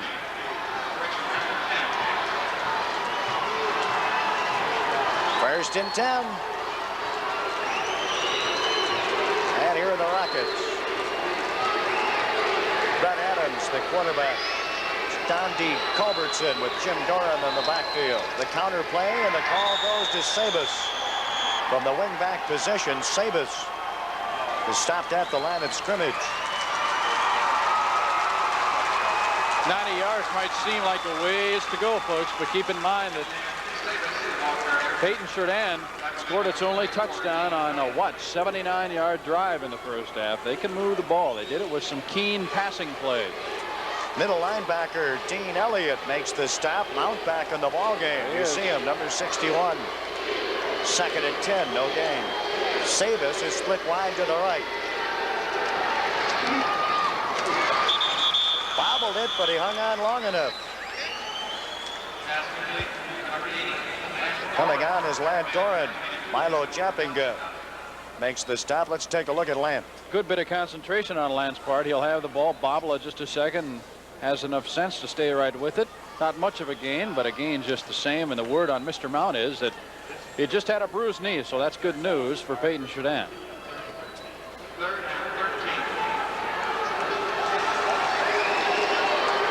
Third down and 13. Calling in a pass. Sabus is wide to the left. No place to go. To the 5-yard line, the 6. Brett Adams is brought down by Ramo Ort. Watch Ramo Ort. He'll just stick his arm right around the helmet of Mr. Adams, and there you go. That was the blitz from all sides, and it worked. And so it's 4th down, and kicking it away is Paton Churdan. It is 4th and 24, and Wilson gets the call again. Deep, Sean Benner, Milo Chappinga. He fields the knuckleball. And it takes a Paton Churdan roll. 1st and 10, Sanborn. So what's going to happen with 10 minutes and 20 seconds remaining? Both these teams trying to establish an aerial game. You know, that's always caused me to scratch my noggin a little bit when you hear that the ground game has to establish the passing game. But when you get 2 running teams out of the field, you got to get the passing game to establish and legitimize the running game, and that's what we're seeing today. Certainly hasn't been easy for Sanborn either, because they don't pass the football, folks. This is something relatively new to them. 44-yard line. Tiptoeing into the line of scrimmage is Sean Benner. He may have picked up a yard, but certainly no more. Draws a lot of attention. And that was Dan Sabus making the stop. 2nd and 9. Take a look at the offensive line of Sanborn here. These fellows are the guys who've been doing the job all year long. Just push them out, give your runner a little room. Number 65 on that particular play. Mark Schnurr did a good job against his man. 2nd down and 9. 45-yard line. Chappinga gets back to the line of scrimmage and maybe a yard. Jim Doran, who's been all over this football field. We mentioned that Jim and his brother Lant are the sons of Jim Doran Sr., who in the mid-1950s was an All-American for the Cyclones in Ames. He went on to play professionally with the Detroit Lions and the Dallas Cowboys. And those are the numbers on sophomore quarterback Milo Chappinga. He gets the play from the guy coming in, Sean Benner. Jim Cox on the other sideline for the Rockets. 3rd and 9. Double motion. Sean Benner and John Benner. And we've got a fiber coming up here. 8:41 remaining.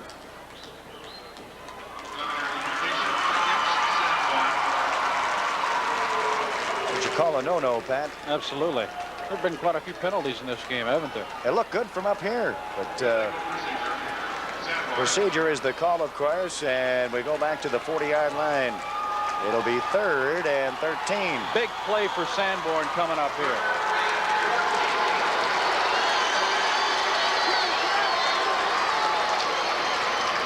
Quick kick. And a good one. That was Sean Benner delivering. And inside the 10, it's whistled dead with Brett Spikerman putting the tag on it. And a pretty nifty quick kick. Well, it would tell me one thing, Michael, that Sanborn doesn't necessarily have the greatest amount of confidence in its passing game. They're right around midfield. You usually see a quick kick when you're deep in your own territory on a 3rd down. They do it on 3rd down from about, what, the 40-yard line? There it goes. You know, it's 3rd down and 10 yards to go. Why not pass the ball? Well, you don't have a good passing program, so kick it. So with 8:15 remaining in the ball game and a 7-7 tie, Brett Adams brings Paton Churdan out of the huddle. The line of scrimmage is the 9. Adams looking over the middle. Sabus is there, but it's short.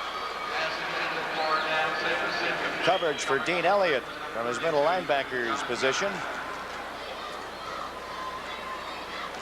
And it'll be 2nd and 10. Coming up immediately after this one, we're talking 1A championship football. It's going to be Morris of Orange City and Center Point. And then tonight, the Class 4A title game, Sioux City Heelan, Linn-Mar Marion. Look at Brett Adams and his numbers, 6 of 15. Bursting through the hole, Paton Churdan. 2nd and 10 from the 9-yard line, and it comes out to the 15. The big guy, Donde Culbertson. Well, we've got just a second here, Mike. Let's talk about Donde. Here is a kid who I mentioned time and time again, who is in his 1st year of football, although a junior at Paton Churdan. Let me tell you about his injury history. As a freshman, just before the season started, he was in shop class and tore ligaments in his hand working on a lawnmower.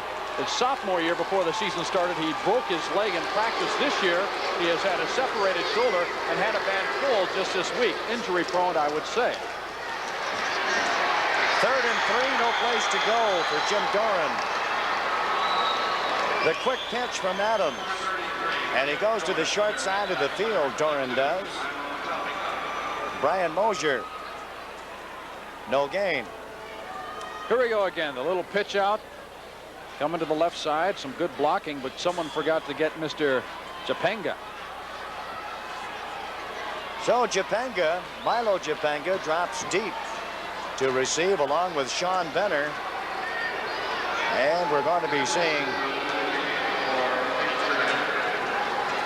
the punt for Paton Churdan by Jeff Wilson from the 5-yard line.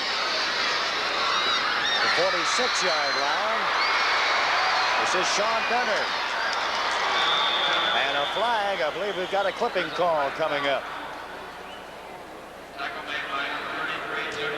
Jim Doran makes the stop. And good field position for Sanborn, but they draw the flag, and we're going 15 the other way. And the penalties continue to stymie both teams here.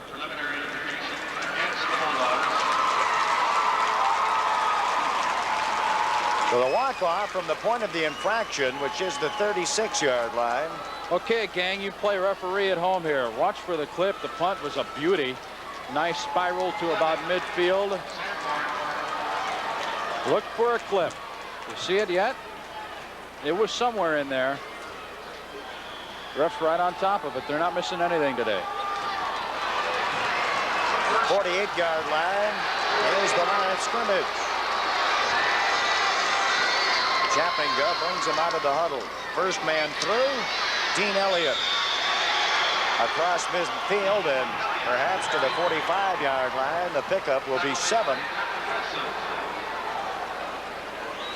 And Jeff Wilson and Jeff Shoemaker make sure he gets no more. Jim Cox, who is just about 8 hours away from his Master of Science degree from Northwest Missouri State University. Second down. That's Terry Vanderwoody, who belts his way to about the 42-yard line, and my gosh, you might have the first down. Jeff Shoemaker.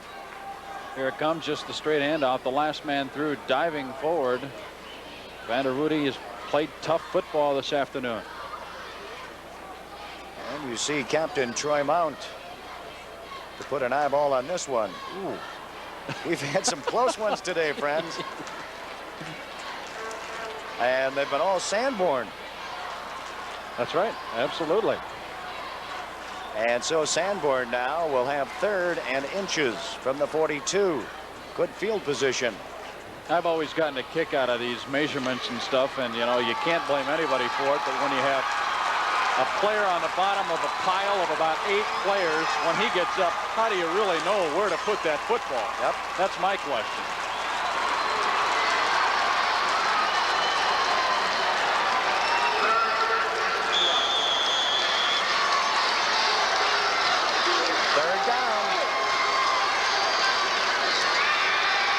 First down for Milo Jappinga. 5'10", 150-pound sophomore into the line. Well, he's just asking for punishment today. That's his 5th quarterback sneak. Here it comes again. Take a look at the defense. How'd you like to run into that, huh? Goodness gracious. And that's exactly what he did run into. 1st and 10. Sanborn in Paton Churdan territory. The line of scrimmage will be the 41. 5:20 remaining in the ball game. We're tied at 7.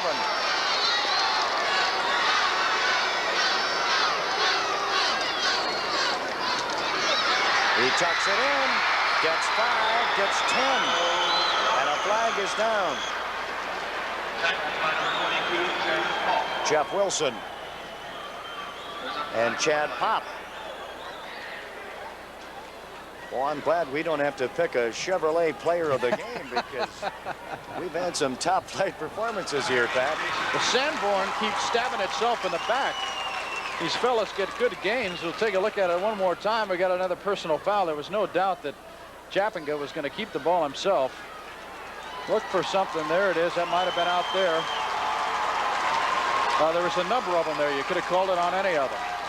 No wonder he had such a big hole to run through, huh, Michael? Yeah, holding is the call, and that'll make it 1st and 12. The line of scrimmage, the 43, have to get to the 31-yard line for the first down. Sanborn is its own worst enemy right now. They get a good gain, and it's nullified with a penalty all the time.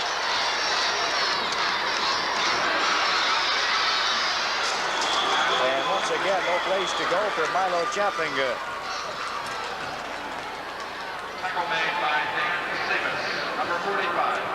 And another name that we've heard all day long is Dan Sabis, offensively and defensively. Donde Culbertson in on the stop as well.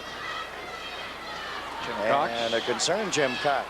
His ball club is 11-0 and tied at 7 in the A championship game with 4:45 remaining. Second, loss is about a half yard. 2nd and 14. Fake counter again. Jappinga past the line of scrimmage inside the 40 to the 37-yard line.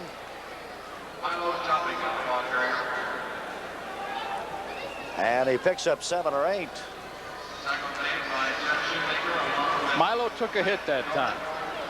He's been taking hits all afternoon. Lant Doran delivered the first hit on him. He was hit by someone who was already on the ground. Let's see if we can pick up the number here. Take a look at it from a ground level. I guess he wasn't already on the ground. He was heading towards the ground. But a great hit by Paton Churdan. They're trying to slow the Sanborn quarterback. 3rd and 7. Whoops. The pitch back goes to Terry Vanderwoody. And I got a feeling that Paton Churdan knew that one was coming because they kept an eye on the quarterback, Milo Jappinga. Here's Vanderwoody. And look at the crowd he throws into. Man. That's like Times Square on New Year's Eve, folks. You just don't do that. Troy Mount in on the defensive stop along with Dan Sabas. Jeff Shoemaker has 11 tackles in this football game. 4th down and 7. Deep to receive at the 10-yard line is Dan Sabas. The left-hander will deliver from midfield.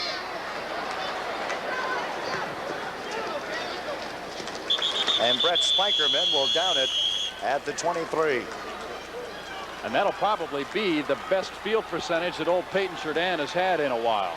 They have been caught back inside their own 10-yard line three times here in the second half, and now they have not what you would call decent field position, but certainly a lot better than what they have had. All the scoring occurred in the second quarter. Sanborn first to get on the board. Milo Jappinga going 31 yards, and the rollout tucked it in. Mark Graves with the conversion. Paton Churdan answered with 1:54 remaining in the half with Brett Adams, quarterback, rolling out. He went 8 yards, and James Fitzpatrick split the uprights, and that's where we are with 3:30 remaining in the ballgame. 1st and 10, the 23. Adams going upstairs. His intended receiver was Chad Pop. John Benner thought he might have had a fumble recovery, but he just didn't have it long enough. Here's Pop. A pass completion here would have changed the entire complexion of this football game. And folks, Chad Pop probably should have caught this football. It looked like it was just on the money, maybe a bit underthrown. Turned him around. Right. Spun him there. around. You got to catch those. Had it. Should have kept it. 2nd and 10. 3:19 remain. Here's Brett Adams. Down at the 10-yard line. The loss is 13 yards. Mark Schnurr wouldn't let him go. Let's go downstairs. Larry Morgan.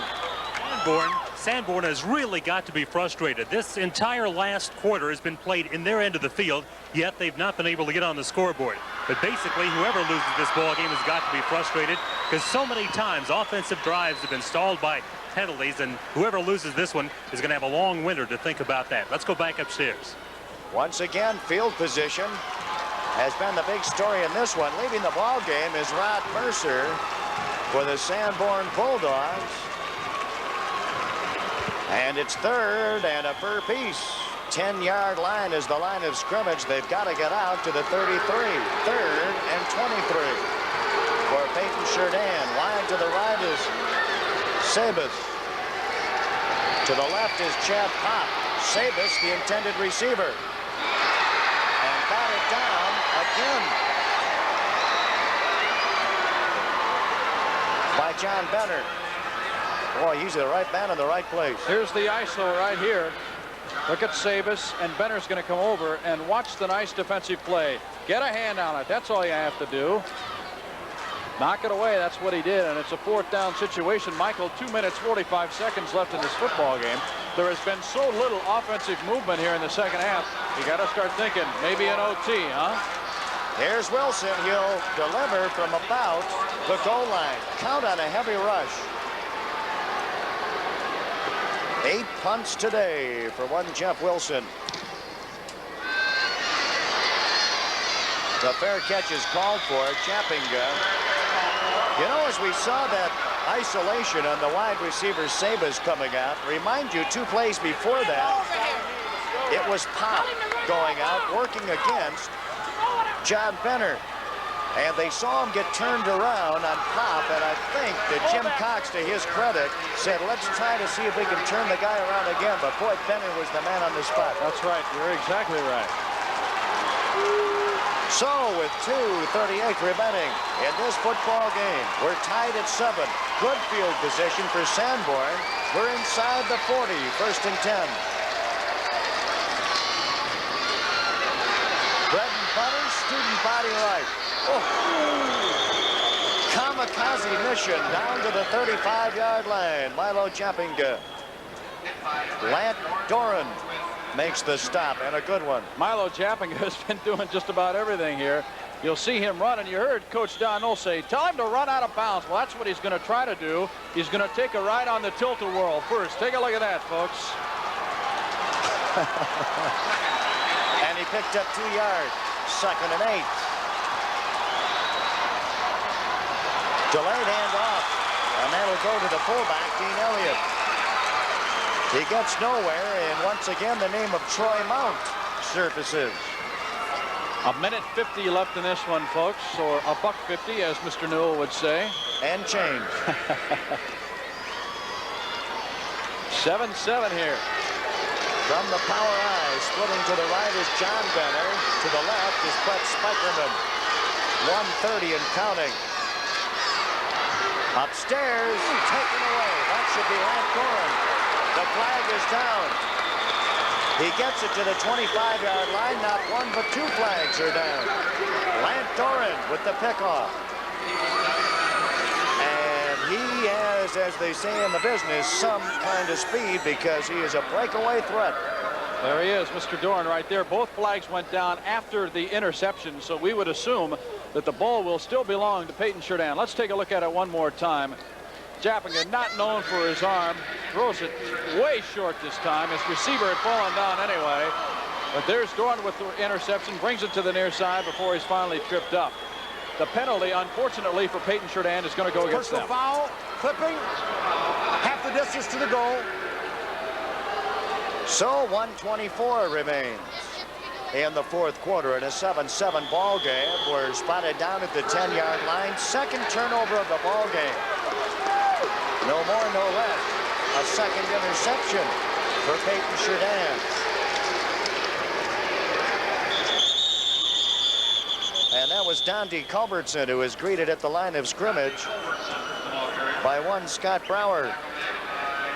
One thing we have to take a look at, Michael, with just a minute left, score is tied 7-all. You got to be looking at overtime as we take a look at Jim Cox one more time. Now, for you folks who are not familiar with the overtime situation, it's not a sudden death thing. Both teams will have a chance to score in overtime. They'll give the ball to one team at the 10-yard line. Whoever wins the flip, they'll have 4 chances to punch the thing into the end zone. They, of course, can kick a field goal. If they do that, the other team gets a chance to do the same thing. If they can't score any points at all, then the team where they kick the field goal or score the other 6 points wins the game. I'm talking about 1 possession for each team, 4 down, which makes it kind of exciting. I kind of like that. Yep, and I'll tell you why. It turns it into a chess game.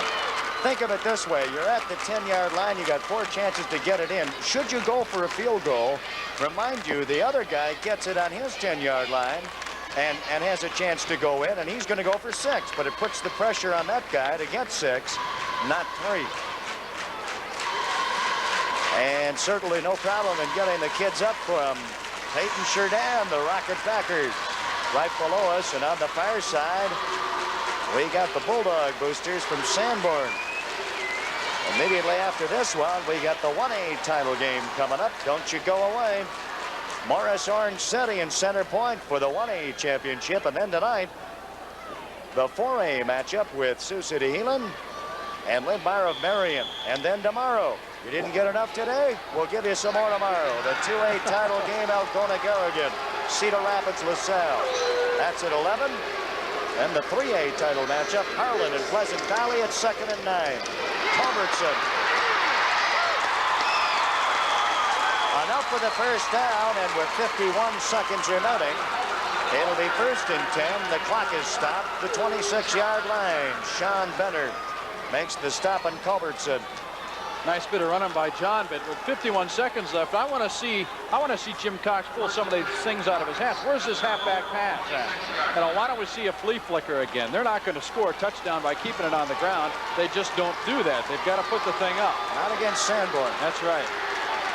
And I think the message goes the other way as well. Sanborn isn't going to score on the ground against Paton Churdan. Around the corner goes Jim Doran. He's collared and ridden out of bounds at the 33-yard line by Milo Jappinga. Who else? Dean Elliott getting off the stack as well. And back to the huddle. You see quarterback Brett Adams. waiting for his instructions. I'm still trying to figure out Cox's philosophy here. When they scored their touchdown, what did they gain? 51 yards on 2 different pass plays. You know, if they have offensive passing power like that, why aren't they using it now with just 29 seconds left? Maybe we'll see it here. Tie ball game. 2nd and 4. Culbertson tries to get around the left side, and he's brought down once again by Dean Elliott. Senior linebacker and fullback at 5'10", 165. Don Knoll out to talk it over with his Bulldogs.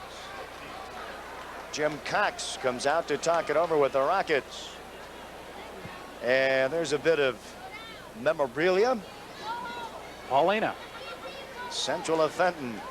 I guarantee you that folks from Sanborn know about Paulina just a little bit from the Sioux Valley Conference up there in the northwest part of the state. We touched on that a little earlier this afternoon. That is a tough conference. A lot of the folks up in the northwest part of the state, actually all over the state, would say that's probably the toughest small school league in Iowa. As they say, they came to play. Absolutely. And these two ball clubs with a combined record of 21 wins and 1 loss, and scratching one out in the dirt is Jim Cox for his Rockets from Paton Churdan. Cox has to be setting us up for something here. We're going to see a dipsy doodle sometime because he's just not. This is for the marbles, folks. 23 seconds left. He doesn't want to go to overtime.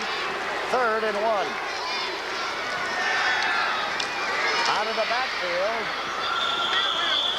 And as Lant Doran set up at a tight end position, split off a bit. And we saw an unusual alignment there. Not necessarily unusual, but different. As Sabis, who's been a consistent performer for Paton Churdan, was split wide to the right, and to the left, way wide, was Chad Pop. And everybody wanted to stack up defensively on them. Turned out they went to the tight end, Lant Doran. So 18 seconds remains, 7-7 the ball game. Line of scrimmage just short of the 40. It was enough for the first down. What's Don Knoll telling them downstairs there, Pat Clark? How about don't let them score? That would be very difficult. Don't you think? I think, well, you read his lips, didn't you? Every Sunday at 7 here on Iowa Public Television, Dean Borg and top Iowa journalists question newsmakers and lawmakers about the future of Iowa. This coming Sunday, they'll visit with Senator Charles Grassley via satellite from Washington, D.C. Find out what's going on in Washington and in Iowa through Iowa Press, Sundays at 7 p.m. Seriously, though, Mike, I think that Don Knoll is telling his kids they got to get ready for a pass play. You know, when you have control of the football on first down with 18 seconds left, you got to expect something. 1st and 10, but more importantly, 18 seconds remaining in a 7-7 ball game. Brett Adams. Under pressure, flag is down. He gets out of bounds with 11 seconds remaining after a pickup of 1.5 yards, maybe 2, but right on top of the line of scrimmage. He got the yellow hanky, and there to unravel it will be Ron Clinton, who's our referee in this one. Don Knoll. I would assume that that was probably a holding penalty against Paton Churdan, and you're going to get that on an obvious passing situation with 18 seconds or so left. You had a couple shooting linebackers, and when you're on the offensive line with the linebacker shooting in, it's easy to stick an arm out there and try to keep them from getting inside. It's holding there. The ball's out of bounds. The indication from the Fox, Ron Clinton, Preston, Iowa, as is his entire crew. Dave Buck, Kirk Levine, and Steve McCann. 11 seconds. The handoff to Culbertson. And after the 10-yard holding penalty, the line of scrimmage is the 30, and he gets back to the 37-yard line. And that's the name of that tune. We go to overtime. So we're going to scratch a couple in the dirt in this one. We are in the overtime. Class A championship football live from the Unidome in Cedar Falls, Iowa. The only thing I can get out of Jim Cox's strategy there is he might have thought he could play his best defense on offense at that particular point. He didn't want to give up a possible interception and return for touchdown. That, of course, is thinking negatively, but you know, why else would you keep the ball on the ground with just 11 seconds left, knowing it was probably the last play of the game? And so we go to overtime. The Sanborn Bulldogs at 10-1 with 7 up on the board. The Paton Churdan Rockets with 11. And into this one. They got 7 on the board, and we'll be back for overtime right after this.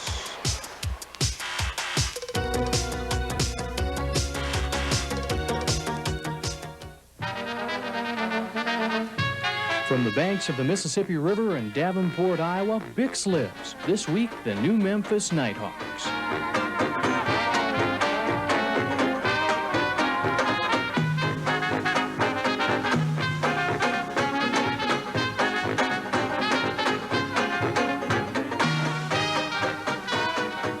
The 14th annual Bix Beiderbecke Memorial Jazz Festival. Bix lives, Friday nights at 10:30. Comet Halley, on its long elliptical voyage, has been beyond our reach into space until now.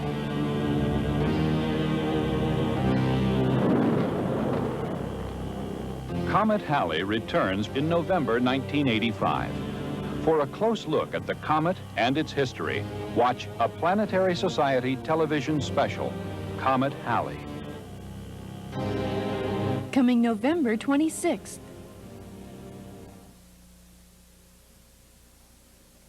TV worth watching, Iowa Public Television.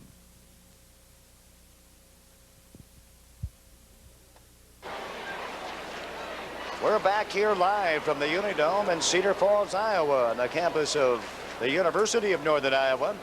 At midfield, the captains are meeting once again, and we're going to overtime in the Class A championship game. 7-7, Sanborn and Paton Churdan. Let's go downstairs. Okay. White's got the football. Where are we going? We're going to play at that end. White's got the ball going that way. Okay? Hey, fellas, have a great one now. Good luck to you. Okay. And some words of encouragement from Ron Clinton, the referee on Mike today. And Pat, once again, let's go over the ground rules from the 10-yard line. Each team is going to have a chance to push the ball into the end zone, folks. We decided that who was going to get the ball. Paton Churdan was going to get the ball first, or is it Sanborn? Well, it looks to me like it's going to be Sanborn getting the ball first. That team, the team on offense, will have 4 chances to put it into the end zone. And, of course, they have the option of kicking a field goal. Then the other team will get the ball with 4 chances. So it should be interesting. Mike said a chess game. That describes it very well. Paton Churdan is yet to be in an overtime game this year. Sanborn had one overtime matchup against Alta. And it ended up in their only loss of the year. A 13-7 in decision in double overtime. That was the 4th game of the year. And since then, nothing but victories. All right, Sanborn will get the ball first at the 10-yard line, folks. 4 chances, 4 downs. No chance for a first down. You got to punch it in full. This program reminder, we've got Market to Market coming your way here on Iowa Public Television in between the football games, the A championship game and the 1A matchup. After this overtime and the curtain comes down, we'll be joining Chet Randolph right here on Iowa Public Television. So do stay tuned for Market to Market. Seen also Sunday afternoons at 1 o'clock. Already, Sanborn into overtime. The first crack from the 10-yard line. And Sanborn, the call goes to Terry Vanderwoody on the handoff from Milo Jappinga. Vanderwoody leaves the lineup, and another play comes in from Coach Tom Knoll. I'll remind you, as Pat mentioned, should Sanborn strike pay dirt, no matter what happens, 4 plays come the way of Paton Churdan. And you can see the Paton Churdan defense trying to get the fans up. Pickup was 3 yards. Second attempt, we're now at the 7. Motion to the right side. John Benner. Chappinga got some time, gonna tuck it in. Whoa, he's got some room. Inside the 5. He saw a lane up the middle. Pat Clark had closed down on him a little bit quicker. The gain will be but 2 yards before Jim Doran and Chad Pop brought him down. It's a timeout, and there's Milo Chappinga injured again. That fellow's been beaten around today. And just a sophomore. I'd say old Coach Noel has something to look forward to in the next couple of years. His older brother Mike started this season as a 3-year starter at quarterback. Mike moved to fullback, and then Dunn got injured. And he's been the missing link in this offensive effort. Not necessarily today, but Sanborn is very deep in running backs, as is Paton Churdan. Mike Chappinga was injured in their quarterfinal win over Shaler, and then didn't play in their semifinal win over Nation Valley. Nation Valley considered one of the top teams in Class A this year, and the final score in that game was 25-0. So Sanborn, as Mike said, can do the job. They have plenty of running back power. How is dog racing doing in Iowa? And what about the proposed horse racing track? Iowa Public Television will present a very special documentary. November 23rd, 7 p.m. Parimutuel, Dubuque Stream. Do hope you can join us. And now the third attempt with the line of scrimmage at the 5. He coughed it up. Ho, ho, ho. And 2 points will go up on the board.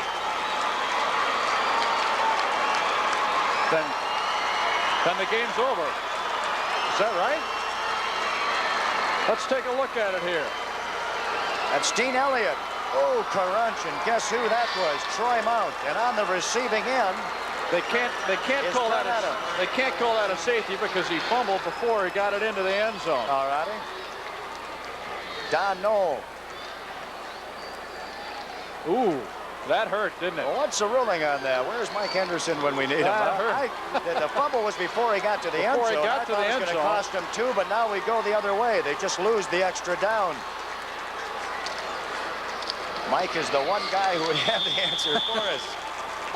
Belting across for Paton Churdan. To the left side is Don D. Culbertson, and he picks up a good 4.5 or 5, and now we're going to have a timeout with Jim Cox. 3 downs. And I guess he picked up only 3, it's ruled, his motion. Back to the fumble. That would only make sense, though. Fumbling the ball before you get into the end zone, because he would have had to have been in to fumble, right? You got me, Pat. Oh, boy. Where's Mike Henderson when you need him? That's right.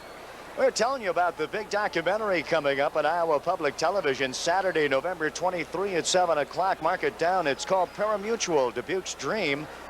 And it'll talk about dog racing in Iowa, horse racing, and viewers will be able to find out about dog racing and how it's fared in Dubuque, and also meet a panel discussion, a panel of experts representing the Iowa racing industry. To learn more about dog and horse racing, join us here on Iowa Public Television, the 23rd and the 27th, 7 and 8 o'clock respectively. Second attempt.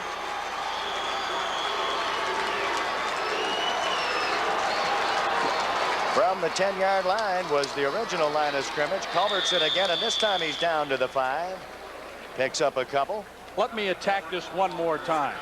All right. Would have had to have been in their own end zone for it to have been a safety in the first place. In other words, they would have had to have had Sanborn backed all the way up to the other end of the field and then tackled them in the end zone for it to have been a safety. So everything's cleared up, folks. Enjoy the football game. We're in overtime. I don't even know what we were thinking about here. I misled you. I said people safety. all around us with a thumbs up. Where were they 5 minutes ago when we needed them? See how your friends leave you in this business, Pat? Third down, the 5. Up the middle.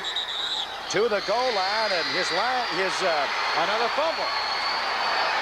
Apparently, he let loose of the football before he got there. Let's take a look. Right up the middle. Okay, he's got the football, and they took it away from him. Dean Elliott. And we'll take another timeout. Oh, Jim Cox, he's trying to wish it across. Oh, come on. No. Stripped him clean. And now they're going to scratch another one out in the dirt. That's Paton Churdan, the Rockets. Down 7-0. They got their score, the Rockets, with 1:54 remaining in the half. Brett Adams, quarterback, going 8 yards in the rollout. Fitzpatrick with the point effort. Also in the second quarter to take a lead of 7-0. Sanborn quarterback Milo Jappinga, also a rollout, 31 yards, 6:52 remaining. So we're tied at 7, and again we're going to talk it over with Ron Clinton, the referee from Preston, and we go into our second overtime. Neither team could convert from 10 yards out. 4 chances.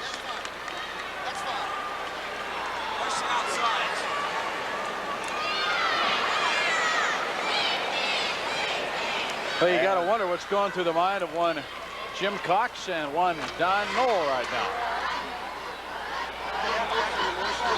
Mr. Knoll found a new breath of life after that first fumble.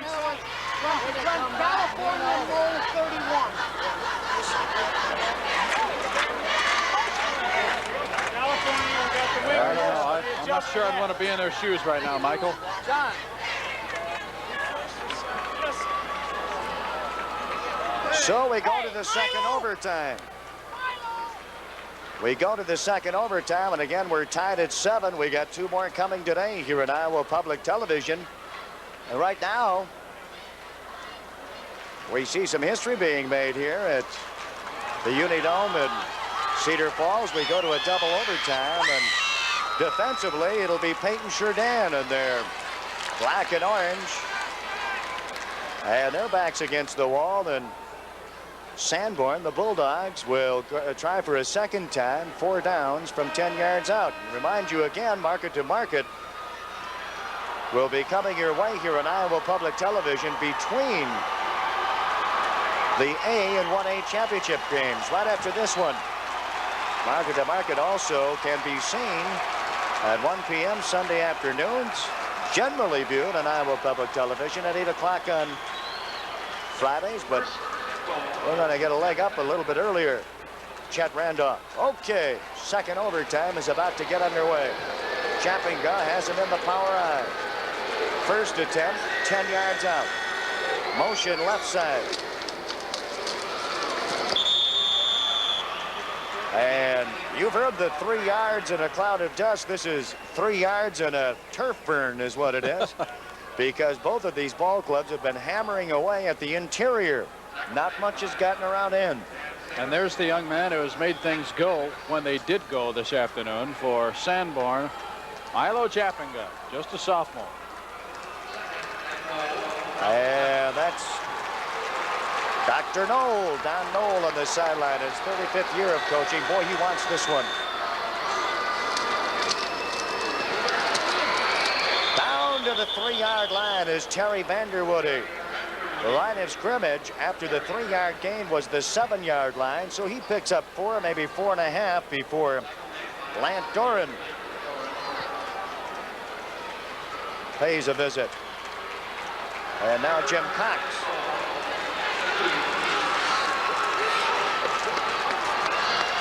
They're expecting a ground play. You remember Don Knoll wanted a timeout there, Michael. Jappinga diving from the 2-yard line on the 3rd attempt. And you know, you can't be surprised, and we'll have the timeout here with Sanborn going up the middle, nor Paton Churdan, because it's that plain and simple philosophy. You dance with what brung you, and they wouldn't have gotten to this championship game without the ability to score from the inside, and they have done that so very well, both these ball clubs. You saw the information on the screen that Take One with Morgan Halgren is Iowa's only statewide video journal. And Morgan introduces viewers to people, places, and events every Thursday night at 8 p.m. here on Iowa Public Television. This season, there have been some special programs, including one on Iowa legends, and next Thursday will be one on Mad Rack. the Mississippi Annual Downriver Adventure by Canoe. MADRAC for short. Traveling 180 miles from Dubuque to Burlington with an Iowa Public Television crew. Join us with Morgan Halgren. Take One, Thursdays at 8 p.m. at Iowa Public Television. Well, Dr. Cox says we got to hold them for a yard and a half. Maybe less. No, it's about a half yard. Just inside the hash at the 1 yard line. No. Did he get it? Yes. Yep. This time he gets it. On the 4th attempt, second possession, and spinning after he could get nowhere on the sneak. Milo Japinga, he spun off and delivered himself above the tackle left side, getting some help from left guard Keith Enger and left tackle Rod Mercer. Didn't look like he made it there initially, but spun around a couple, 3 times, and then he knew it. He saw the ref and started dancing while he was in the air. Let's take a look at Dan Knoll. Yeah. So Sanborn quarterback Milo Japinga. And here's the extra point attempt. The all-important extra point attempt here. It's Mark Graves. Chip shot.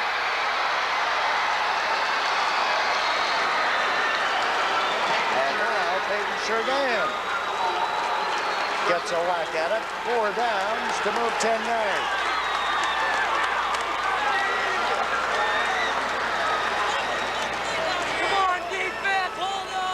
Fired up team with Mike Japinga standing there, and there is Jim Cox. His team has got to put it in 4 downs or less. There's no tomorrow here. It's now 14-7 and the pressure is on Paton Churdan from the 10. Brett Adams sprint out. Right in front of Lant Doran.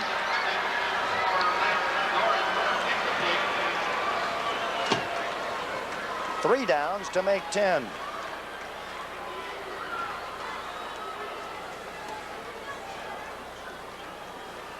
What's he going to come up with? Coming in with the play for Paton Churdan, Jim Bren. To the left side is Chad Pop. And to the right side, Lant Doran. We might see an aerial. Motion to the right side is Sabis, and we do. Ooh, too long. The intended receiver was Jim Doran. He was at about the 3-yard line. That's 2 down and 2 to go, and Jim Cox says, let's talk about it. Well, this is a dilemma now for Paton Churdan. They've got 10 yards to go still, and they have only 2 downs in which to do it. You would guess that Sanborn is expecting more passing here, and I guess that's what I'm expecting too.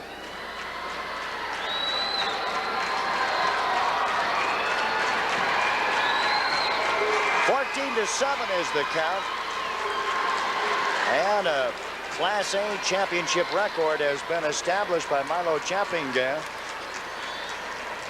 with a couple touchdowns in this one. He was first on the board with 6:52 in the second quarter. That remaining 31 yards on the rollout, and then he scores from a half-yard out. Second possession, meaning second overtime. Graves had a couple good conversions, and it's 14-7. Now the pressure is on the Rockets from the 10-yard line. Third attempt. Culbertson is the lone back. They'll be going upstairs. Pop is to the right side.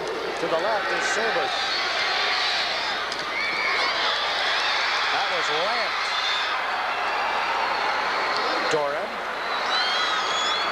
From his tight end position, he was set up on the left side. Milo Japinga was the guy who put the stop on him. Let him know he was in the ball game is what he did. Absolutely. And we're down to our final play. Not necessarily in the ball game, but our final play for Paton Churdan. Should they score, they'll have a chance to go for 1 or 2. We yet might see a third overtime. Something you wanted to be a part of, Pat. History being made. Here's the Unidome. I know right now that Paton Churdan is wishing for perhaps a third overtime.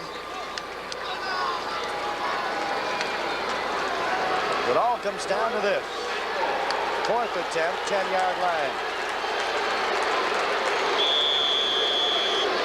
Right side is Pop, Sabus to the left. Brett Adams over the middle. Chad Pop. Fourth time is a charm. Sean Dunner with coverage on him, and talk about threading the needle for Brett Adams. And you could not ask for more drama in a championship football game. Fourth down, the money was on the line here. He steps back, Adams, and finds his man. Talk about threading the needle. You're exactly right, Mr. Newell. And now another decision to make. Are we going to tie it? That's what they're going to do. They're going to try to tie it instead of try to win it. The holder will be Sabus. Set to address the ball is James Fitzpatrick. The Rockets need the extra point to force a third overtime, and that's exactly what we're going to do. All righty.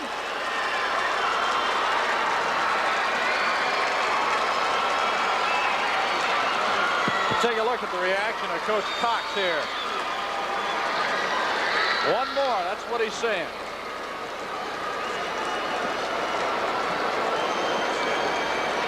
And Don Knoll. Watch.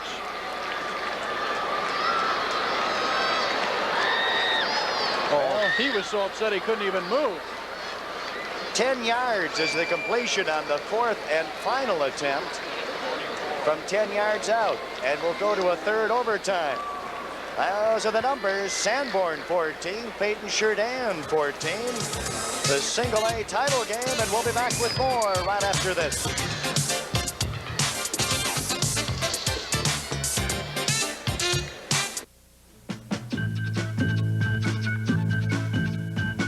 Hi, I'm Ira Flato. Next time on Newton's Apple, it's a bird, it's a plane. No, it's a boomerang. Oh, that's a good one. I'll get a lesson on the trade secrets of cooking pasta. Now we'll see what happens when I fling this. And we'll pay an unexpected call on some wild bears in their winter den. So join us on Newton's Apple. Sunday morning at 10:30 on Iowa Public Television.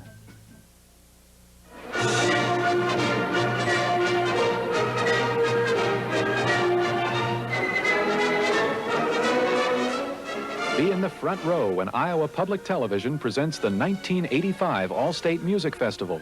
See the state's best high school musicians showcased on Thanksgiving Day, November 28th at 6:30, and again on Friday, November 29th at 2 on Iowa Public Television.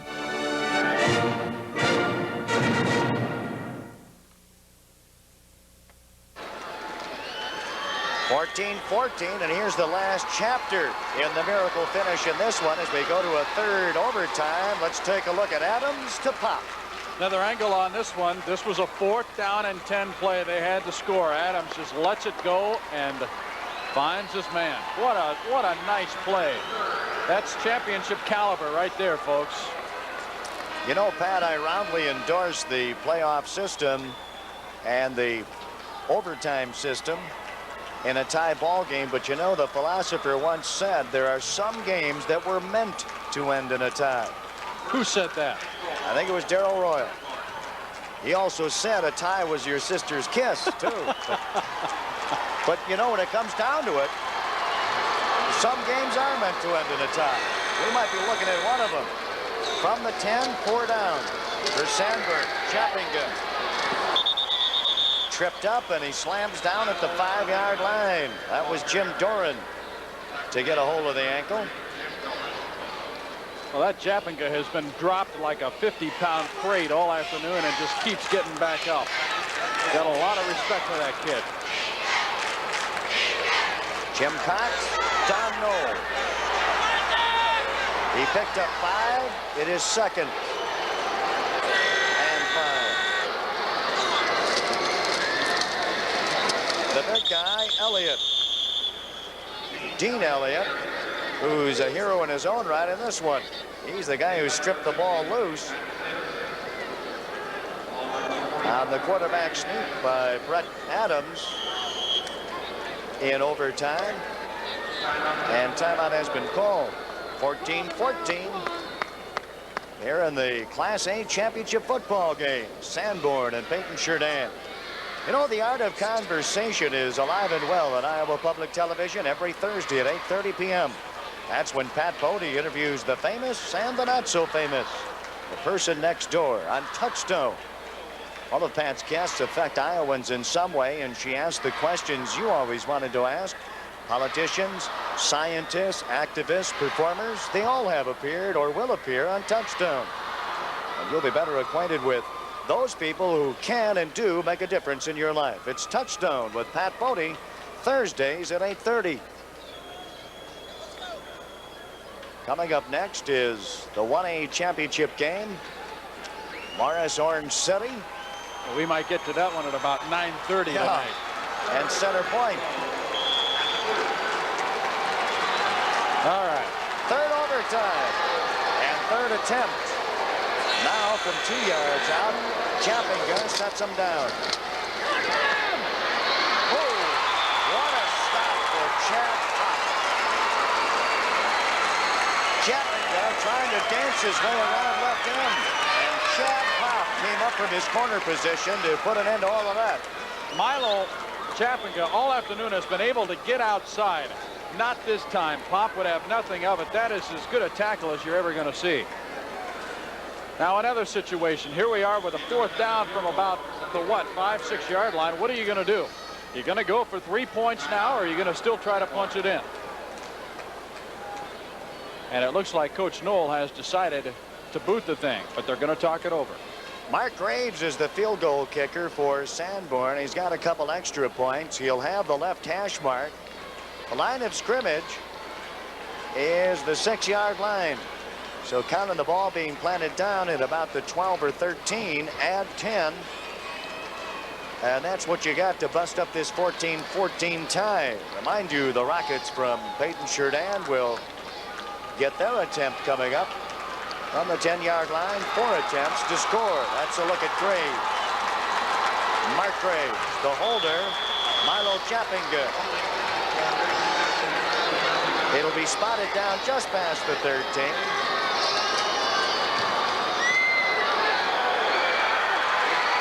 Wide of the mark.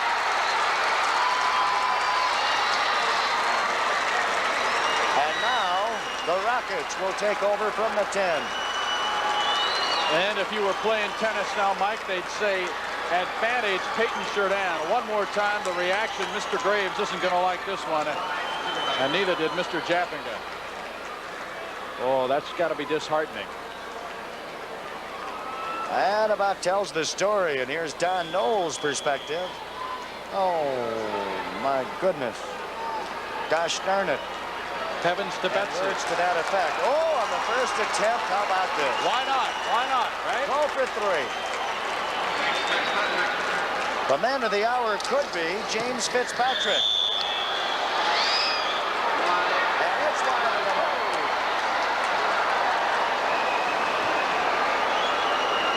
And we'll take another timeout before we go to a fourth.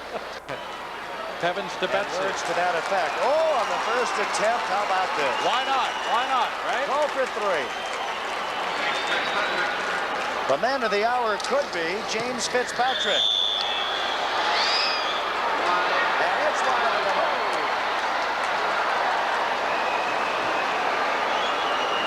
And we'll take another timeout before we go to a fourth. Hey, look, I'm not questioning Jim Cox's philosophy on that at all. If they decide to run it for a few plays, there's always the opportunity of a fumble. Then you don't even have your chance at 3. Kicking from 10, why not? You know, on a first down. What's the worst that can happen? Another overtime. And you know. And the worst happened. Yeah. These kids have been going both sides of the football, offense and defense. And now Jim Cox is going to try to coax a little more out of his club.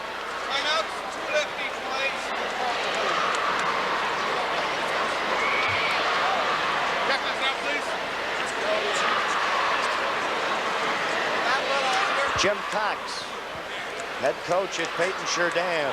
Don Knoll from Sanborn.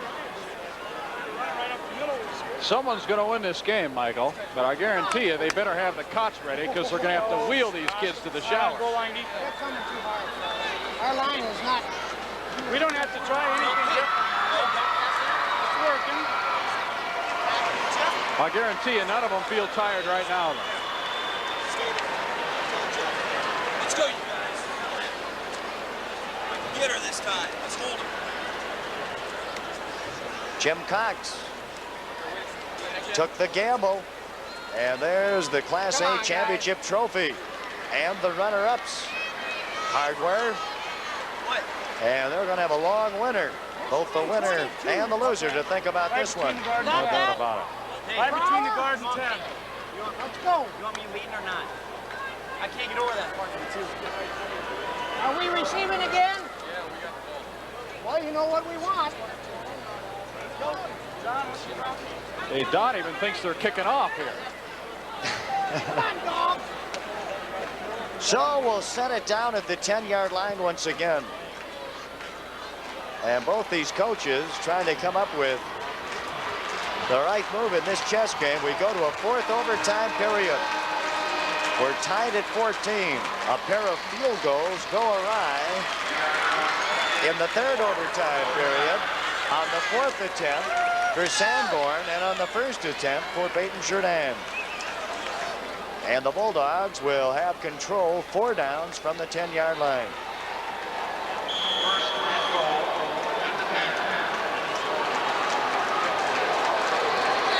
Chapinga is the quarterback. The second man through the hole and all the way down to the 2-yard line is Sean Benner. Well, you know, Jim Cox was telling his Rockets, bend but don't break. And that time it was Matt Sabus who saved it from getting in. And the 3-yard line is the marker. Second attempt.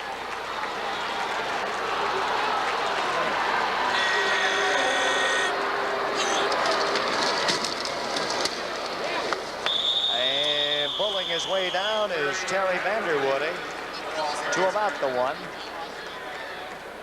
And 2 more downs to go for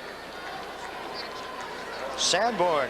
That's Mike Chapinga in the wheelchair. He's got a lot to think about. You think he wishes he was in there right now? Yep.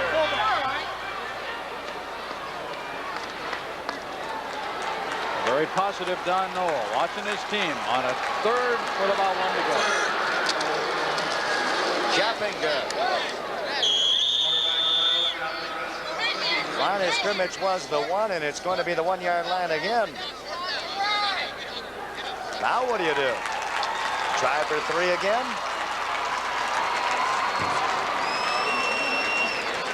Not me. I'm going for it, I think. It's on about the 1-inch line. So timeout is called. We're in the 4th overtime. Class A championship football game. Remind you that market to market, normally seen at 8 o'clock here on Iowa Public Television. It's coming up next in between the A championship game and the 1A title matchup coming up after this one. That'll pit Morris Orange City against Center Point. So market to market with Chet Randolph will be coming your way in between the ball games. And again, Sunday at 1 o'clock. You know, Michael, they've used that old cliche, there are no losers here today. Well, there will be a loser, but you got to take a look at both of these teams. Sanborn, a team that just last year was 1-6. Paton Churdan, a team that is now 11-0, looking to go 12-0. They were 4-4 last year. So both teams have really made a turnaround this year. Chapinga. Fourth down attempt. He won't get there.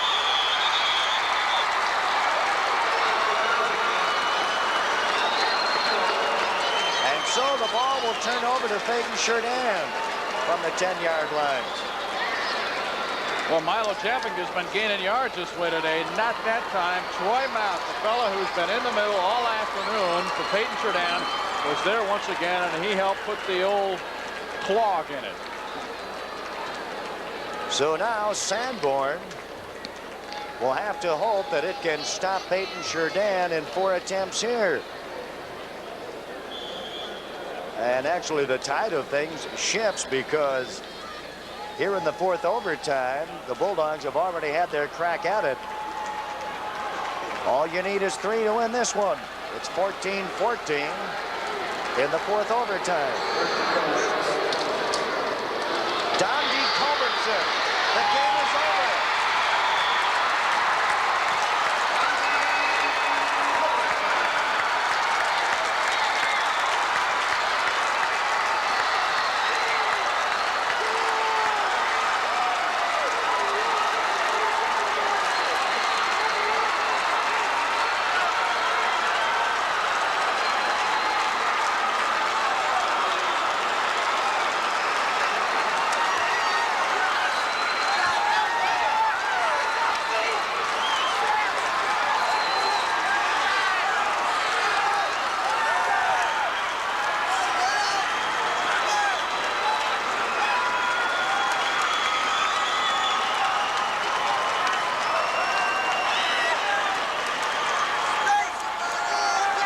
Let's take a look at it from 10 yards out. He's 6'2", he's 215, just a junior, Dondi Culbertson.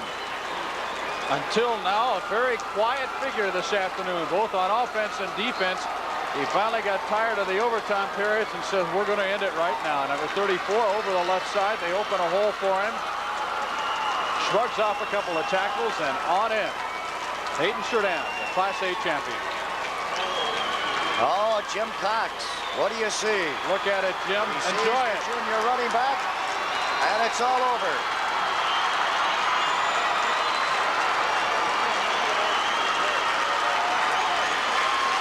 Paton Churdan wins our first of 5 football games here on Iowa Public Television. The Class A championship goes to the Rockets, 20-14 in 4 overtimes. It was Dondi Culbertson belting in from 10 yards out. And a jubilant band of Rockets getting set for the presentation of the hardware. And it ejected Don Knoll. There are the numbers. Coming from behind, Paton Churdan to win it in 4 overtimes as history is made here in the high school football championships live from the Unidome.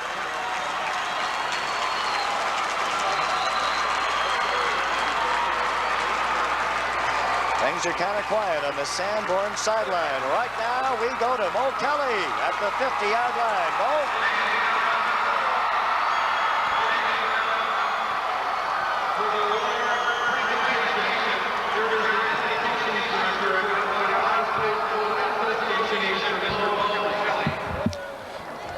Thank you, Bob.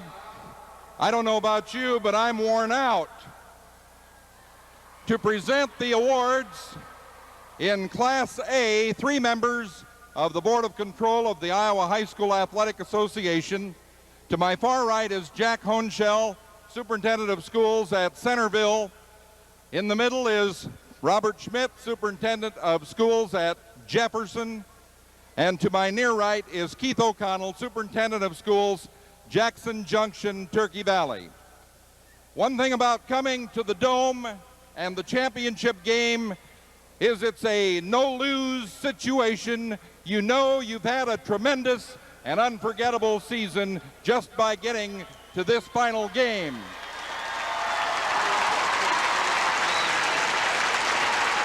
At this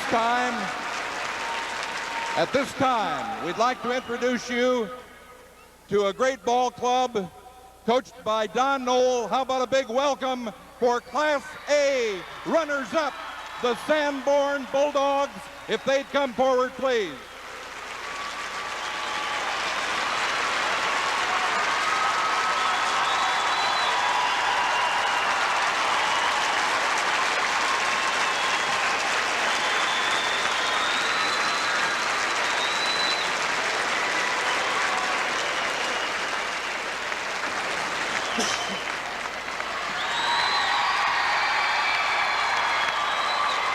Great job, Bulldogs.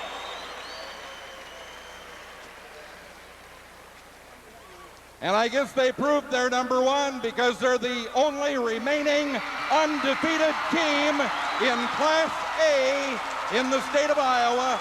Our champions, Coach Jim Cox and the Rockets from Paton, Churdan.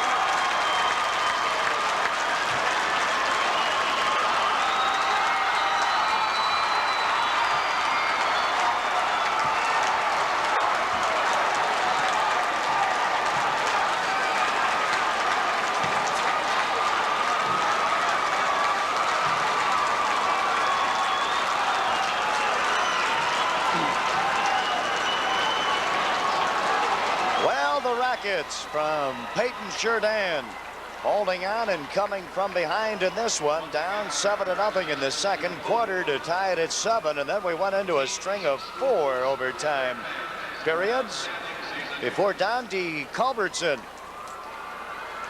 bolts in from 10 yards out to win it. And there are the numbers. Paton, Churdan, the Rockets, closing the season with a mark of 12-0. The Sanborn Bulldogs, 10 wins and 2 losses, the runner-up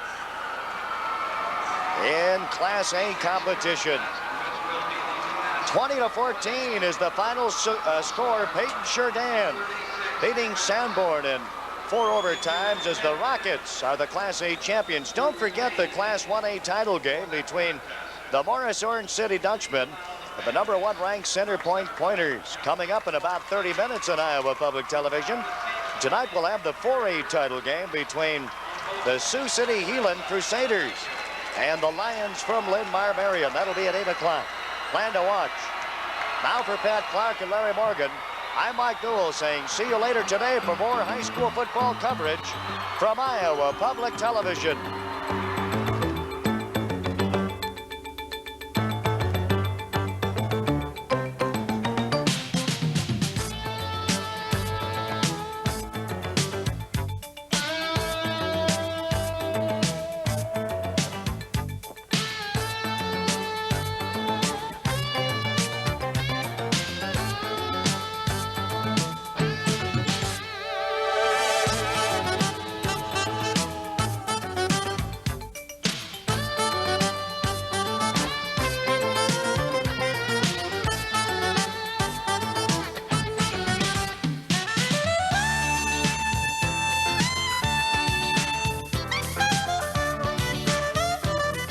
Major funding for this program was provided by Friends of Iowa Public Television.